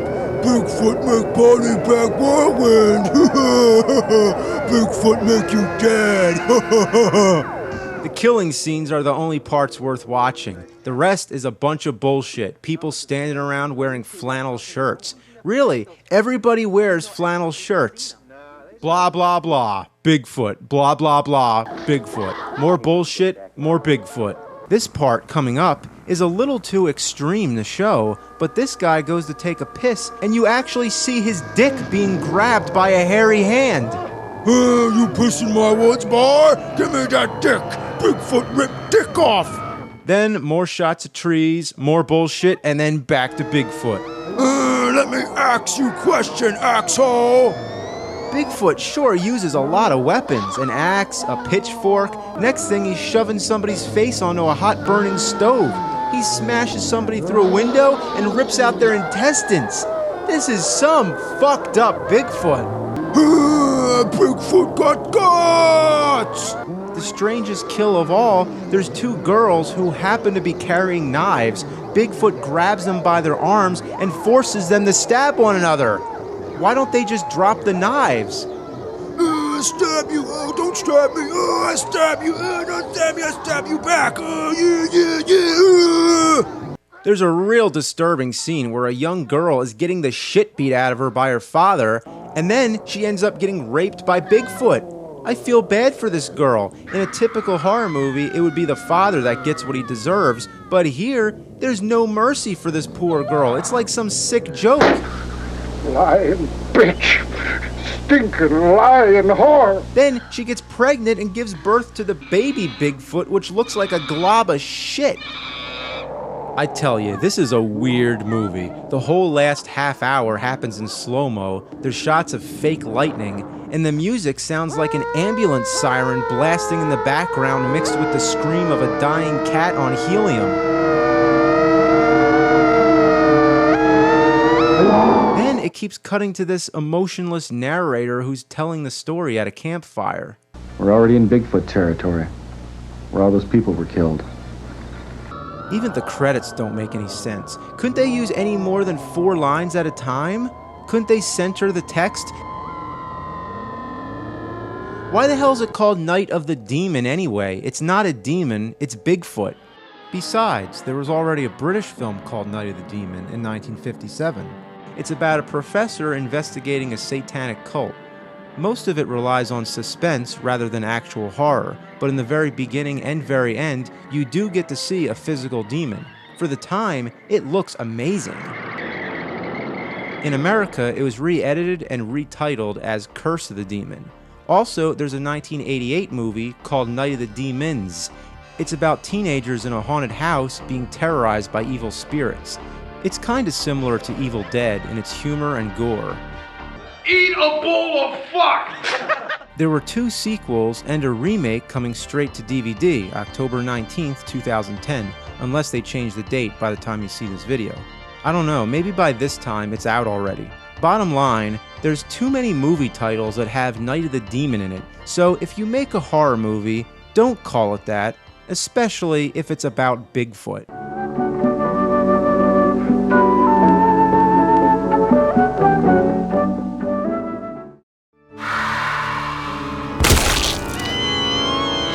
It's in the Massacre's Monster Madness.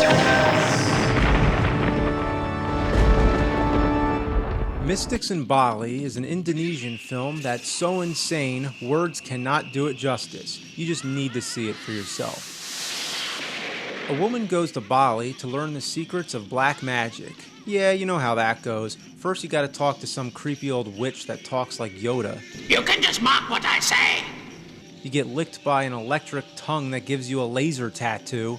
You have to laugh and scream with the witch. Your face rots, you grow tentacles, and turn into a giant pig. Don't you hate it when that happens? Your head detaches from your body, complete with your inner organs, and floats around town. Oh, what's that? That just flew past the window. Oh, just somebody's floating head, that's all. Next thing, it's smashing people through walls and feasting on the crotch of a pregnant woman.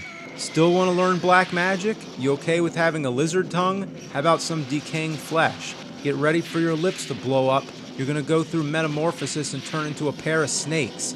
Here come the flying, screaming fireballs. I don't know what to say about this movie. Sometimes it's an optical effect, and other times it's a fake head on a string. This head is sort of a variation on the vampire myth and is part of Indonesian legend, so it's been said that this movie is a cultural thing and could be lost on Western viewers. But I don't think anybody anywhere in the world will look at this movie and say, oh yeah, that's normal. I see that happen all the time.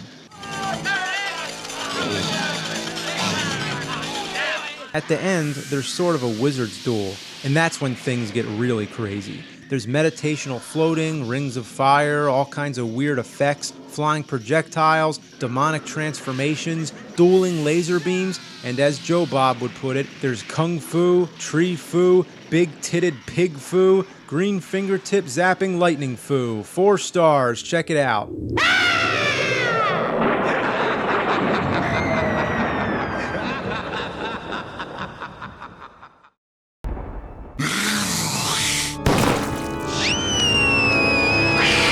It's in a massacre's monster madness. You knew we had to do Fright Night eventually. Well, even though we're going with the whole campy thing, this is actually a pretty good movie that I recommend. Give it a watch. Fright Night. In the 80s, the vampire genre needed some new life. The old vampire films were usually period pieces, but now came time to modernize it. Sure, there is The Lost Boys, amongst others, but Fright Night is a perfect example because of how it honors the classic vampire films, but also does something new. It looks back as well as forward. It's about a suburban kid named Charlie who keeps a close eye on his new next-door neighbor, whom he suspects to be a vampire. Vampire! Sure, and I'm Dirty Harry. Now let me tell you something, kid. Nobody believes him, and it just so happens he's a big fan of horror movies, so naturally everyone thinks it's an overactive imagination. There's a TV show he likes to watch called Fright Night. It's a monster movie marathon hosted by a Peter Cushing impersonator named Peter Vincent. Without anyone else to turn to, Charlie approaches Peter to help him fight the vampires. But Peter doesn't believe him either. After all, he's just a movie host, not a real vampire hunter. But that doesn't stop him from taking the kid's money and using some false holy water. He's just an asshole. But when things get serious, Charlie has to help Peter find his faith and fight the vampires for real. It's a loving tribute to the genre. It stays true to all the classic vampire myths. They don't light crosses, they don't cast a reflection, and so on. All the way through, it's full of little references to the Universal and Hammer films. There's lots of cool posters in the background. And this is real random, but on the TV they show a clip from Octoman. That same movie got some airplay in Gremlins 2 when the Al Lewis impersonator, Grandpa Fred, is showing it on his horror program. Except he called it Attack of the Octopus People. The Attack of the Octopus People. That's tonight's movie, and boy, is it scary. Oh. Only in the final scenes does Fright Night become a special effects movie, and man is it great. Werewolves, scary vampire bats, impalings, melting flesh, transformations, all the good stuff. It's scary, but there's a certain kind of innocence and youth to the whole thing. It reminds you of when you were a kid watching late night TV, looking out the window through binoculars in fear that there's something out there, reading R.L. Stine books, and watching Are You Afraid of the Dark on Nickelodeon. Fright Night takes you back. It's a fun movie. It may not be a major classic, but for any horror fan, it's well worth your time.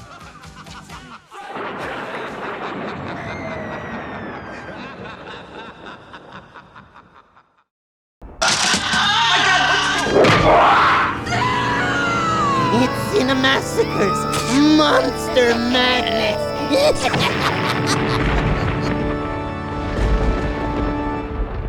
Transylvania 65000. No, it has nothing to do with the Bugs Bunny cartoon. It's a goofy monster comedy that's easier to be seen than be explained. Here's what happens. Mr. Roper from Three's Company sends Jeff Goldblum to Transylvania to get a story on Frankenstein. Because I'm counting on you guys for a Frankenstein story. I'm sorry, you're counting on us for a what story? Frankenstein. You remember Frankenstein? I love how ignorant the boss is and how this sets the tone for the rest of the movie. It has no shame butchering the classic monster mythology. The monster's not called Frankenstein and he's not from Transylvania, but that's what makes it so funny. Actually, I'm investigating Frankenstein. You mean the monster? The two reporters head to Transylvania, and right upon entering their hotel, they ask a point-blank question. Frankenstein. You know Frankenstein, don't you? Frankenstein. The Transylvanian natives are highly amused and spread the word on. Have you seen Frankenstein lately? Even the mayor, played by Jeffrey Jones, starts cracking up. Oh, wait. This is Transylvania. Don't you want to ask us about Dracula? Okay. Or how about the creature from the Black Lagoon? It's a one-track joke, but it lets the audiences know that it's self-aware and to laugh with it. Hey, I've got Godzilla in the back room. I like it. That's a good one. How about the blob?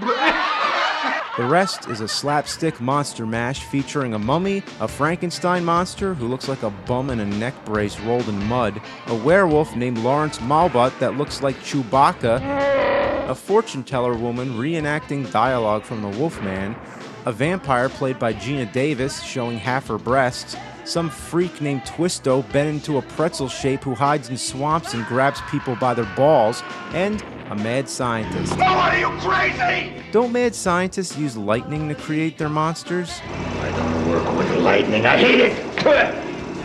I work with all this other shit. Also, there's Kramer. Yeah, Michael Richards playing a butler or Igor type who's always showing off his jokes. Using a dummy leg, a puppet, funny glasses, riding a mechanical animal in a closet, and slipping on a banana peel. It's a beautiful day today. It's Comedy 101 with Kramer. He's the funniest character in the movie. Hey, did you see Dracula? Yeah, when it first came out. Sometimes the humor works and other times it doesn't. The funniest scene is in the hotel when they're laughing about Frankenstein. The rest goes downhill. If you want to see a really great 80s movie with all the famous monsters, check out Monster Squad. Transylvania 65000's not as good, but it comes on a double DVD with Elvira, Mistress of the Dark. So that's more vampire tits for you. Give it a watch, but only if you want some good crap. Crap? I like crap. I love crap. I need crap. Crap, crap, crap. Crap, crap, crap, crap.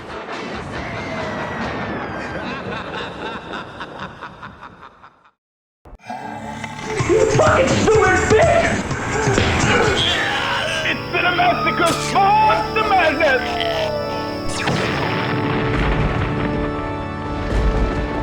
Critters was one of those little monster on the loose films that sprouted in the wake of Gremlins. It was directed by Stephen Herek, the director of Bill and Ted's Excellent Adventure. Excellent! And the creature effects were done by the Chiodo brothers, best known for Killer Clowns from Outer Space. Everybody knows that movie. The plot of Critters goes like this. Furry balls that fly around shooting prickly needles and morph into porcupine, hedgehog, Tasmanian devil, tribble, ugly, little, cute, cuddly, adorable, vicious, deadly monster alien fugitives from space escape from an asteroid jailbreak and are sought after by intergalactic holographic authorities who hire melty green-faced bounty hunters to travel to Earth and get the critters. The bounty hunters can take the form of any Earthling they desire. The idea is to blend in with society, but the one bounty hunter happens to choose a celebrity, the slow-motion stage-diving pop singer who's got the hit song, Power of the Night.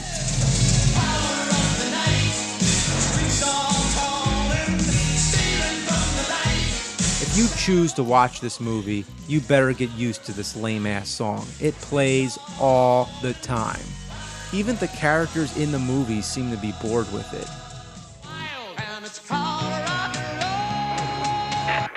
It's not at all like Power of Love from Back to the Future. You see, there's a difference between good and, bad.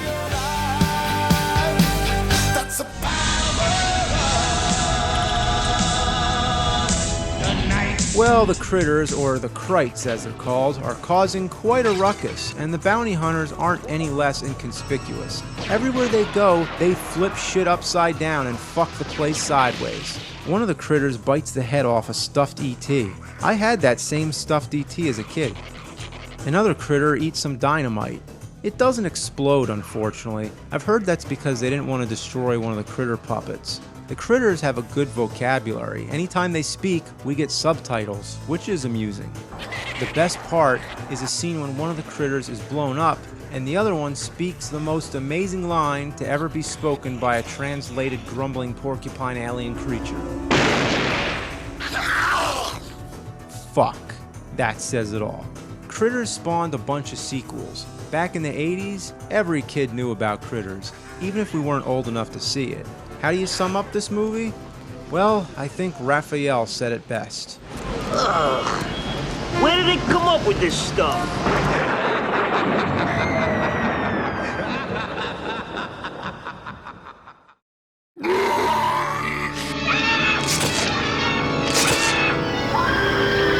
It's been a massacre, the monster madness! Monster in the Closet. This is the kind of movie you gotta leave your brain at the door, and also leave your butt at the door, or else you'll shit your pants. It's about that monster everybody knows, the one that lurks in your closet, sometimes called the Boogeyman. There's been many interpretations. Even the cartoon, The Real Ghostbusters, had a boogeyman that uses closets as some kind of trans-dimensional portal. The boogeyman looks kinda like a boogie. I like the creature design, though. It's a strange combination. It's well made, but ridiculous looking at the same time.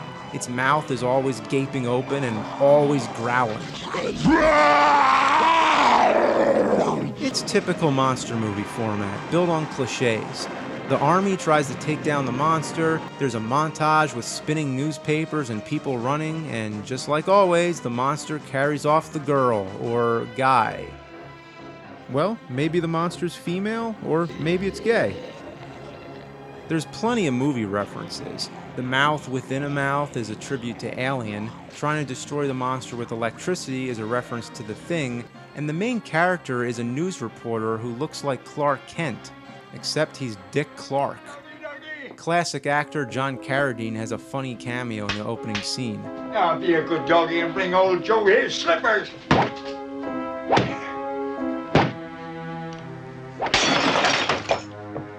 God bless that dog. He was one of the actors famous for playing Dracula and father of David Carradine. It's distributed by Troma, the masters of crap, but doesn't have as much tits and gore as you might expect from them. The greatest gag is when everyone in the whole world destroys their closets to prevent the creature from entering. We even get to see how they destroy their closets in East Asian cultures. If you're up for a real campy monster spoof, it's not too bad. Worth a watch.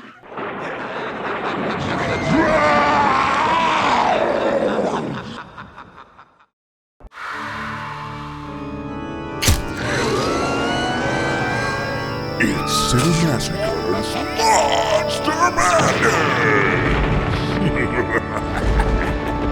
Time time for all you trolls to come out because we're talking about a certain trilogy, or trology.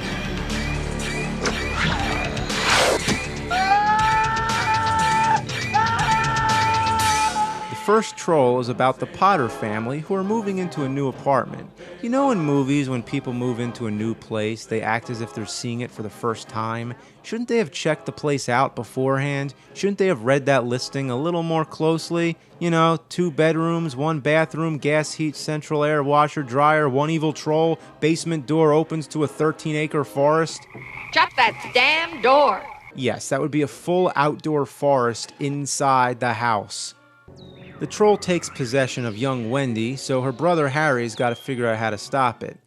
Remember I said the family name's Potter? The father's Harry, the son is Harry Jr., that would make them Harry Potters. My name is Harry Potter. That's interesting. Anyway, Harry visits his neighbor for help. She happens to be some kind of mystical princess who has a mushroom for a pet that speaks in a voice that sounds like Minnie Mouse being strangled. Whenever someone comes by, she puts a lampshade over it. Classic. Meanwhile, the troll's turning people's faces to green poop and sprouting marijuana plants all over. Julia Louis-Dreyfus appears practically naked, wrapped in pot leaves. So that's another Seinfeld star in a shitty movie. Then there's the troll song. It's such a bizarre scene, and it goes on and on.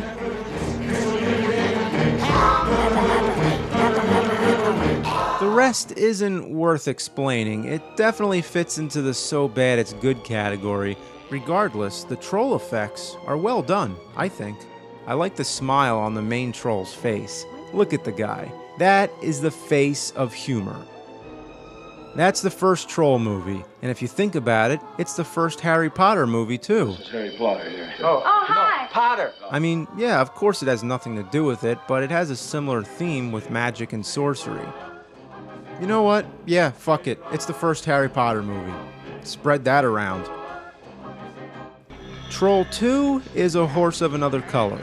It's about a different family who are on vacation. Rather than picking a fun vacation spot, they pick some shitty place called Nilbog. Yeah, guess what? Nilbog is goblin spelled backwards. It's an old horror movie gag, taking words and spelling them in reverse, like Alucard and Dracula in Son of Dracula, and Red Rum and Murder in The Shining. It just so happens the whole town is inhabited by trolls in disguise as humans. Or wait, excuse me, they're not called trolls this time, they're goblins. Big difference. Yeah, I guess spelling goblin backwards worked out better. Maybe they didn't want to call the town Lort. A big part of the plot, and I do use the word plot loosely, is that if they eat any of the food in this town, they will turn to green, goopy plant matter and the goblins will eat them. Because you see, the goblins are vegetarians. But there has to be something said about plant matter that's been converted from meat. Any vegan opinions on that? There's really no other way to describe this than to just talk about individual scenes. There's the dinner table pissing scene. And you can't piss on hospitality. I won't allow it. And the awkward corn on the cob seduction scene, just to name a few. My favorite is the movie within the movie. What the hell was that? Of all the things they could have put on the TV, it's a monkey rocketing in the air? Apparently it's from a 1983 Italian film called Grunt. Gotta see more of that. There's not one actor who doesn't overact. The goblin face masks are lousy, the storyline makes no sense, and all across the board, it's a mess. But that's the appeal, and it's become one of the most popular bad movies of all time. They're eating her. And then they're going to eat me. Oh my God! The famous "Oh my God" clip has been uploaded to YouTube far more times than necessary.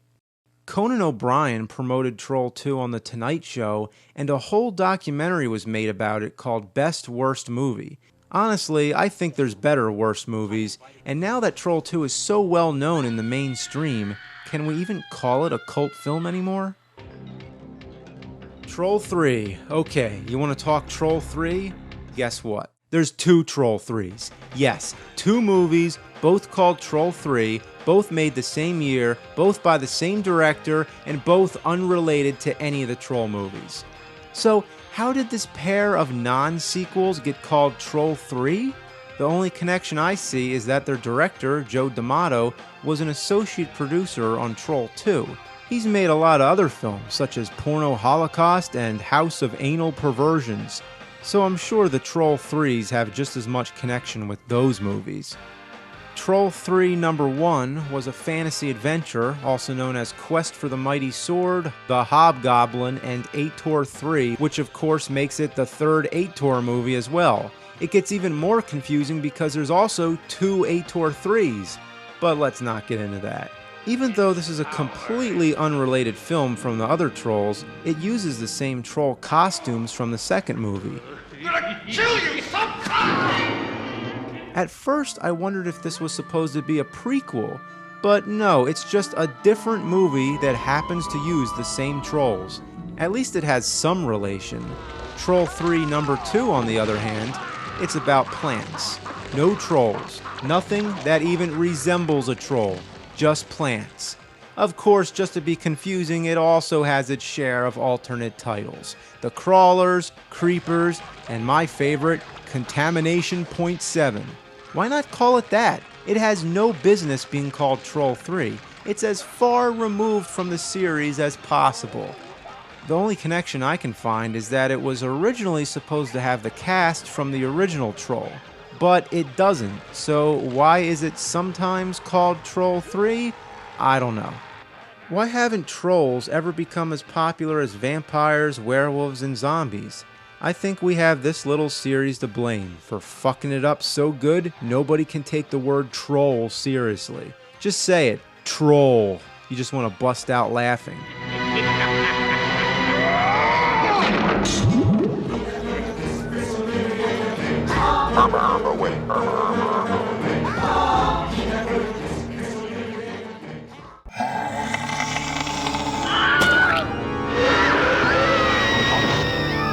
It's Cinemassacre's Monster Madness. Brain Damage is a mood-enhancing film used for the treatment of boredom and weariness. Its effects are quite strong, but in small doses can stimulate the mind and restore vigor. Its active ingredients include blood, slime, screaming, saliva, carnage, mayhem, and all-out pandemonium. In its first 5 minutes alone, you will see both brains and damage. It's about a brain-devouring creature that latches onto the body of its human host. Hi. But it's a polite parasite. It asks first. Just put me on the back of your neck and everything will be fine. My neck? Trust me, Brian. Trust me. Gee, some creature that looks like a turd that's been rolled in glow-in-the-dark paint wants me to put it on my neck? Sure, sounds like a good idea. By the way, the creature's voice belongs to classic horror host Zachary. Well, we've got great things coming up here about Frankenstein and more strange stuff. So this creature harbors inside the victim's body and uses them to find other humans to eat their brains. In return, the creature gives the victim a feeling of euphoria, so the creature is like a drug. Whoa, dude. Very much like this movie, a drug that should be taken with precaution. Do not watch it more than twice in a 24-hour period. Do not watch in combination with other films containing grotesque scenes of dismemberment. Do not watch while eating Frosted Flakes that have nothing on the box other than the words. Do not watch while eating meatballs. All meatballs will become brains, ceilings will become eyeballs, and a random stranger on a train will bear an uncanny resemblance to the guy from Basket Case. Yes, that will be a cameo from one of the director's other films, Basket Case. Some effects may include restlessness, fatigue, foaming at the mouth, feeling lightheaded, illusions of blue chlorine water, feelings of being green screened, seeing flashing colors, seeing infrared, loss of flesh, splashing in tubs, uncontrollable dancing, the ability to listen to colors. I can touch an object and listen to the sound of its color. The ability to get chicks by acting like a total idiot. Seeing warp speed, mushrooms growing on body, an appetite for brains, discolored tongue, snowman growing on head, and not to mention permanent brain damage.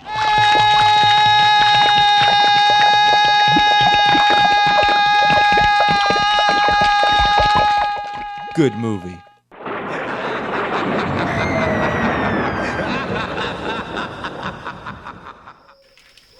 Well, I always wanted to try this.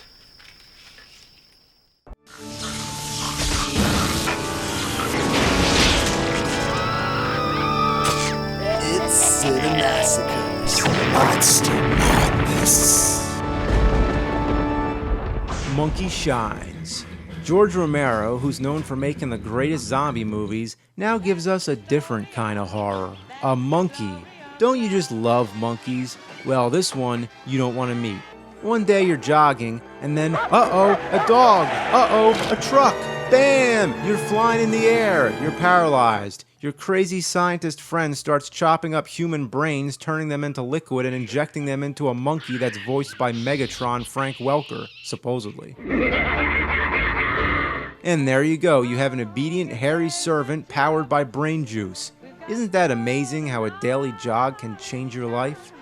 Okay, so it's almost a heartwarming drama between a quadriplegic and his monkey, but instead it turns to horror. I don't know what sparks all the trouble, but for a man who can't get around much, he makes a lot of enemies. After a heated argument with his nurse, he's attacked by her pet bird. The monkey acts as his defender and kills that little feathered bastard. The next day, he tells the nurse the bird deserved to die. You jammed your foot into that slipper. Who gives a shit? It deserved to die. It's some cold-blooded dialogue. He even gets into an argument with his own mom and calls her a blood-sucking bitch. I cannot stand your bullshit. You're a conniving, clinging, blood-sucking bitch. Then she slaps him in the face repeatedly. The monkey retaliates by throwing a hairdryer into the bathtub and killing her. This monkey might be one of the best horror movie villains ever. She's got her own running POV shots, and this shot, which is a real doozy. An airborne monkey with lightning behind it. It's all a slow build-up to the most intense scene to feature a man trying to get a monkey under control. The monkey uses some dirty tactics like severing phone lines and turning out lights. This is some serious stuff. You know you're watching a great movie when a guy calls a monkey fuckface. Whatever it takes, fuckface. And as a nice little touch, there's a Casablanca poster on the wall, just to remind you we're talking classic film. Here's looking at you, shithead. The monkey takes a piss on him, and that's when he speaks the harshest words to ever be spoken from man to monkey. You slime. Slime? You filth. Filth? I'm gonna take you apart. I'm gonna rip your fucking eyes out. Jeez. Now this is a spoiler, but it's worth it. He kills the monkey with his bare teeth.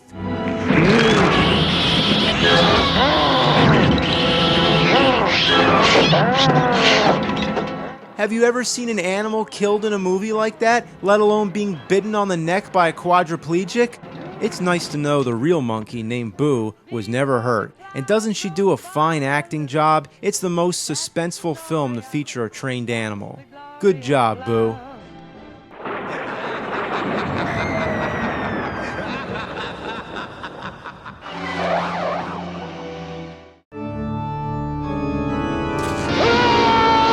It's Cinemassacres Monster Madness.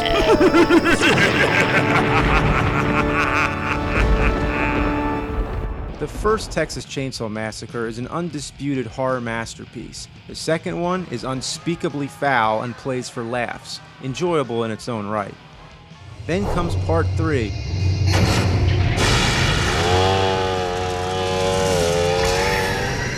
Leatherface, The Texas Chainsaw Massacre Part 3. Rather than trying to be another sequel, it throws everything away and tries to reboot the franchise. It follows over the same plot as the original, with travelers who meet a hitchhiker, a weird gas station attendant, and a girl who gets tied up in a house. They could have just called it Leatherface. It's just like a big budget version of the original. That's the biggest problem I have with it. It's too polished. It's not filmed in Texas, no Tobe Hooper, no fresh concepts, and it doesn't have that grainy look of the original. It had a lot of production issues, and the MPAA were taking their chainsaws to it since day one. Supposedly, it was so violent it would have went out with an X rating, so the studio had to cut it down. So what we get is a tamed down pussy version.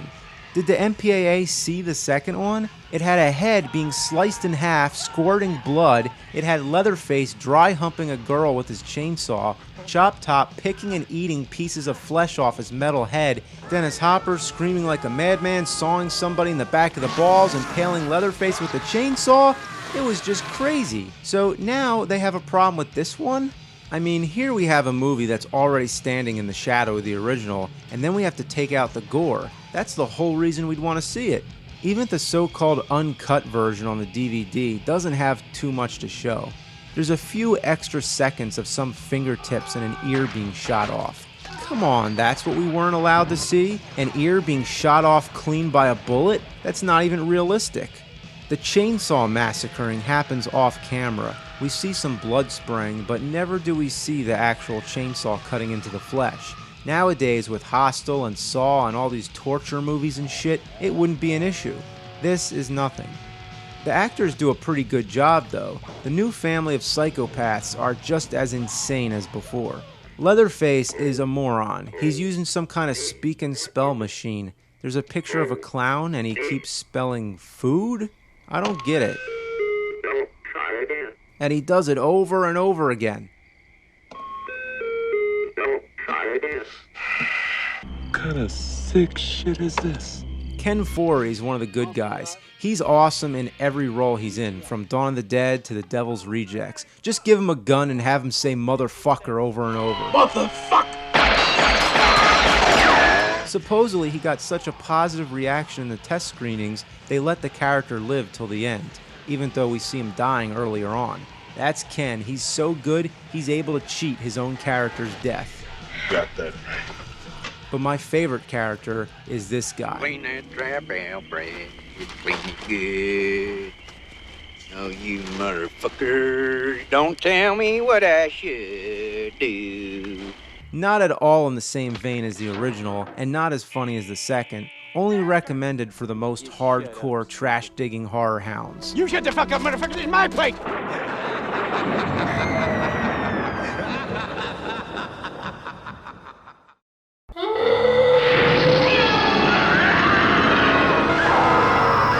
It's Cinemassacre's Monster Madness. As a kid, I was a big Ernest fan. He was incredibly silly, but likable. He was one of those characters that was popular for a certain period of time. Younger generations may not even know who he is, but there's not much to explain. He was basically a moron, played by a great character actor named Jim Varney.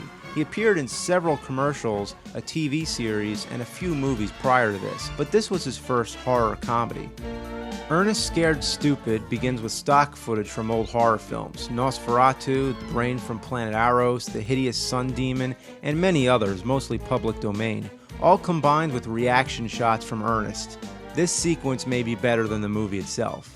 Ernest has a job as a garbage man, but ends up taking on a bigger responsibility, to save the town from evil trolls. Yeah, maybe this is the real Troll 3.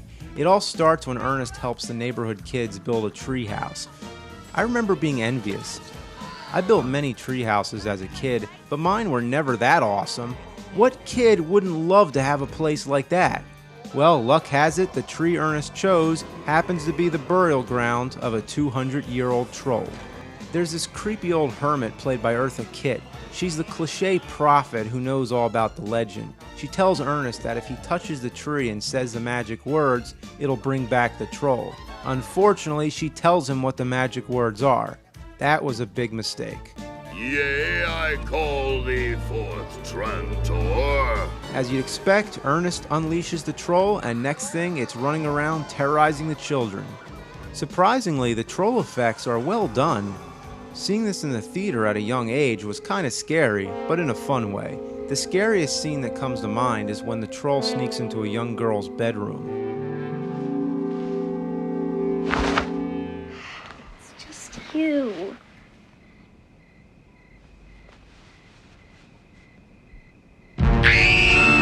All the main characters are killed off temporarily. The troll takes the children's souls and reduces their bodies into little statues. Even though they all come back at the end, it was shocking for the time being to see all these friendly characters bite the dust.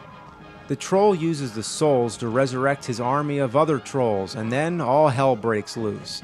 The last scene is a full-out war between the trolls and the humans. It's similar to Gremlins, how there's so many things going on.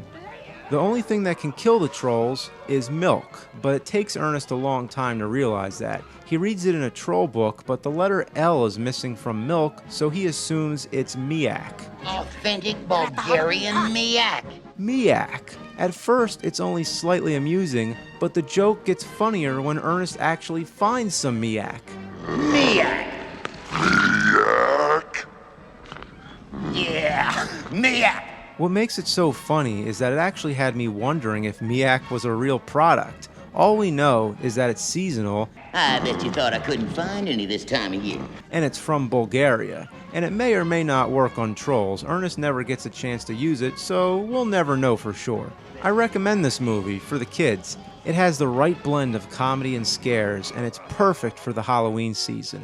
It's a movie where the kids are the heroes. The adults are the stupid-head idiots who don't believe in the trolls. So stop being an adult and take one moment to remind yourself of a more innocent time when life was fun and Halloween was awesome. Oh, and if you're from Bulgaria, can you send me some Miak?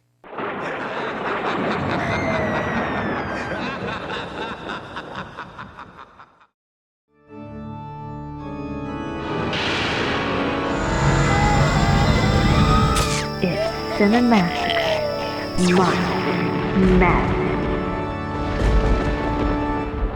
You gotta love giant robots. It's a simple pleasure seeing metal giants stomping around, shooting lasers, and destroying everything in sight. It's even better when there's robots fighting each other. So naturally, I couldn't resist buying these 2 VHS tapes from a local video store that was going out of business. Robot Wars and Robo Warriors. With such similar titles and both being made in the 90s, it's hard to remember which is which. To complicate things further, Robot Wars was the name of that TV game show, it was the title of a Judge Dredd comic, it was the original title for the Transformers knockoff Transmorphers, as well as several different video games, and Robo Warrior was a Nintendo game by Jaleco. Any variation of the name has been done to death. But here's the 2 movies. Let's look at Robot Wars first, from 1993. It's sometimes considered to be a sequel to Robot Jocks. Sometimes, yeah, some more fuck you in the brain bullshit. It's set in the distant future when the local theater is playing Puppet Master 54. People use robots as a means of transportation, but they're getting attacked by lasers. The people running this robot transportation don't want the passengers knowing what's happening, so they just tell them it's a simulation. You might recognize the villain from Karate Kid 2. Peekaboo, I kill you! Would it surprise you? He's a bad guy again. It's disappointing because there's no robot war until the end of the movie. Why does it happen? Who cares? It's awesome. Too bad the rest of the movie is a pile of junk. Our next movie, Robo Warriors from 1996, is a little better. At least this one actually looks like it was made in the 90s. It was produced by Lucas George. Maybe it was George Lucas in disguise. In the future, Earth has been conquered by an alien species that sort of look like Klingons. A teenage boy tries to save the Earth with his computer skills. His grandfather built some giant robot that's been buried in a jungle somewhere for years, and they gotta dig it up. The aliens also have some robot that looks like a walking dinosaur skeleton. I gotta admit, I'm kinda lost with this one. So screw it, just get to the robots. That's all that matters. There's a generous array of weapons. Lasers, buzzsaws, clamp hands, and the robots look pretty damn cool. Robot special effects today aren't what they used to be. To use the recent Transformers movies as an example, the robots are too swift, too flexible, and too weightless. I like them best when they're animatronic. You know, like real robots. Or stop motion. It gives them that jerky movement that seems more robotic. Anyway, the movies suck, but the robot scenes are good.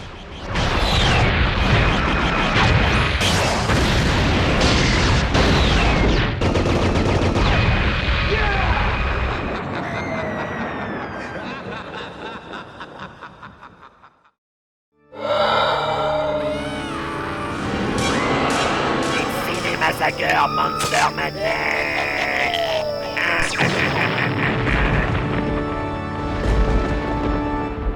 Anyone who watches horror films all around the clock should take this fine Swedish film as a warning to what could happen.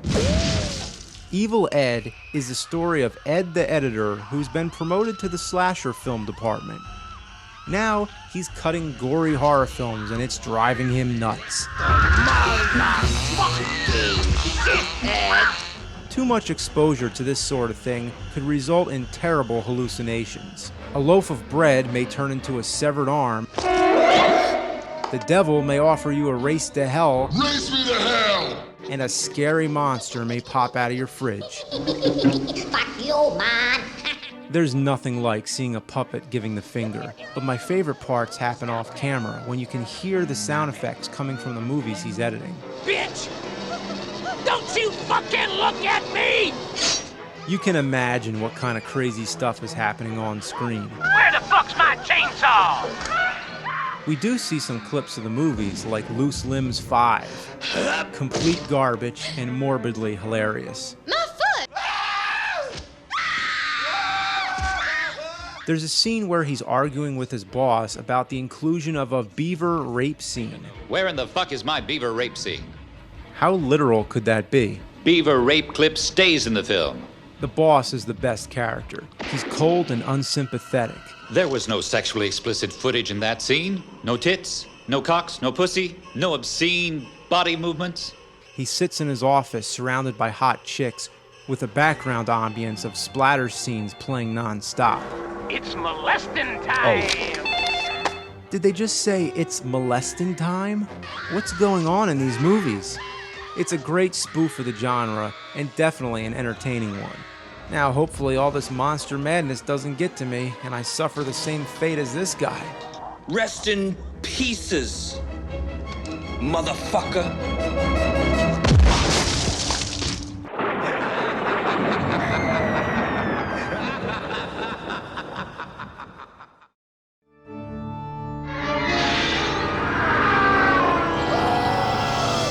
It's Cinemassacre's Monster Madness.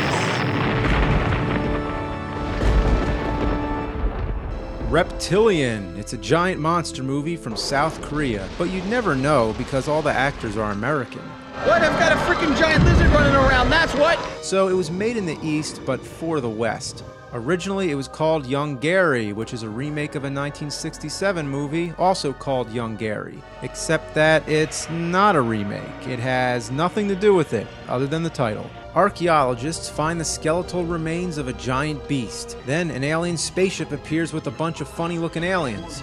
Lasers are blasted, and stuff explodes. What is going on? Mix that all with some bad dialogue and bullshit for another 45 minutes, and hey, there's Private Ryan, the old version. Anyway, things start getting good when a giant cylinder piece of the ship dispatches and starts blowing the crap out of everything. Also, it brings the monster bones to life by somehow regenerating its flesh. Now everybody's really screwed. Unlike most monsters from the East that were made of rubber, this one is computer generated. This can't be happening! No! It isn't real! I don't even know how to comment. Check out this part. Number 1, stupidest character in a monster movie. You're my creation!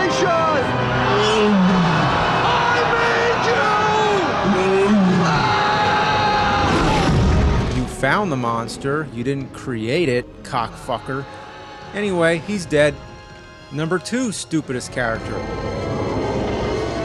We'll see how it reacts to a mouthful of lead. That'll work. Reptilian, or Young Gary or whatever, he makes his way to the major cities, but has the luxury of not having to walk or swim. The aliens got him all hooked up. He gets transported Star Trek style. What's there to say? Monster destroys city, military tries to stop monster, monster fights other monster, which came from where now? Outer space? Look at the dinosaur! Wow, he's military uses rocket jets, which is different. Compared to this guy, Godzilla is a pussy. What an amazing quote. But at least Godzilla never looked as cartoonish.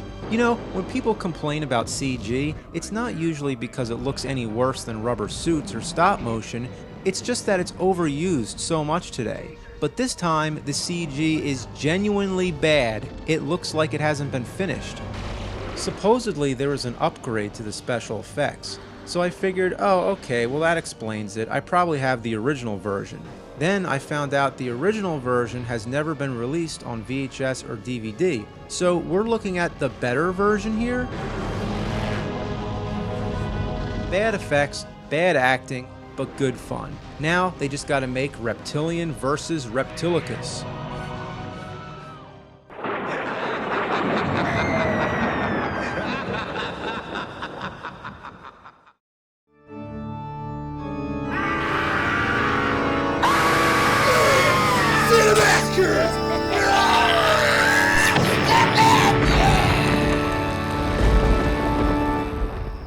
Happy Halloween, and welcome to the final installment of Monster Madness 2010. Usually for the last movie I pick something from the 2000s, and so I have, but this one's a little different because it goes back to the 50s. It's campy, and it fits perfectly in tune with this year's marathon. Check it out. The Lost Skeleton of Cadavra is a tribute to the B-movies of the 50s. It's shot in black and white, the music is vintage, the framing is static, the acting is deliberately terrible, and the plot is downright absurd. Listen to this. A scientist and his wife travel to Bronson Cave, where else, to find some scientific mineral called atmospherium that will advance the field of science. Seriously, Betty, you know what this meteor could mean to science. If we find it, and it's real, it could mean a lot. It could mean actual advances in the field of science. But there's another scientist who's also interested in science. However, his intentions are more evil. He plans to use the atmospherium to resurrect a skeleton laying in the cave. If that's not enough, there's aliens that somehow crash landed on Earth and are trying to get back to space. They're also aware that there's atmospherium nearby and that it'll refuel their ship. So that's 3 parties that are after the same mineral. But wait, that's not all. The aliens have a mutant pet that got loose. So now there's a cheesy monster running around. Not to mention the skeleton. It's faithful in capturing the feel of the 1950s, and it comes off as sincere and not just like they're trying to make a joke, even though they are. The actors act like they're trying to do a good job and that they're not aware of their bad acting. It's a fine balance and it's consistent all the way through. But it's not just a tribute, it escalates beyond that and actually becomes a clever comedy in its own right. There's a running gag how the scientist keeps overusing the word science.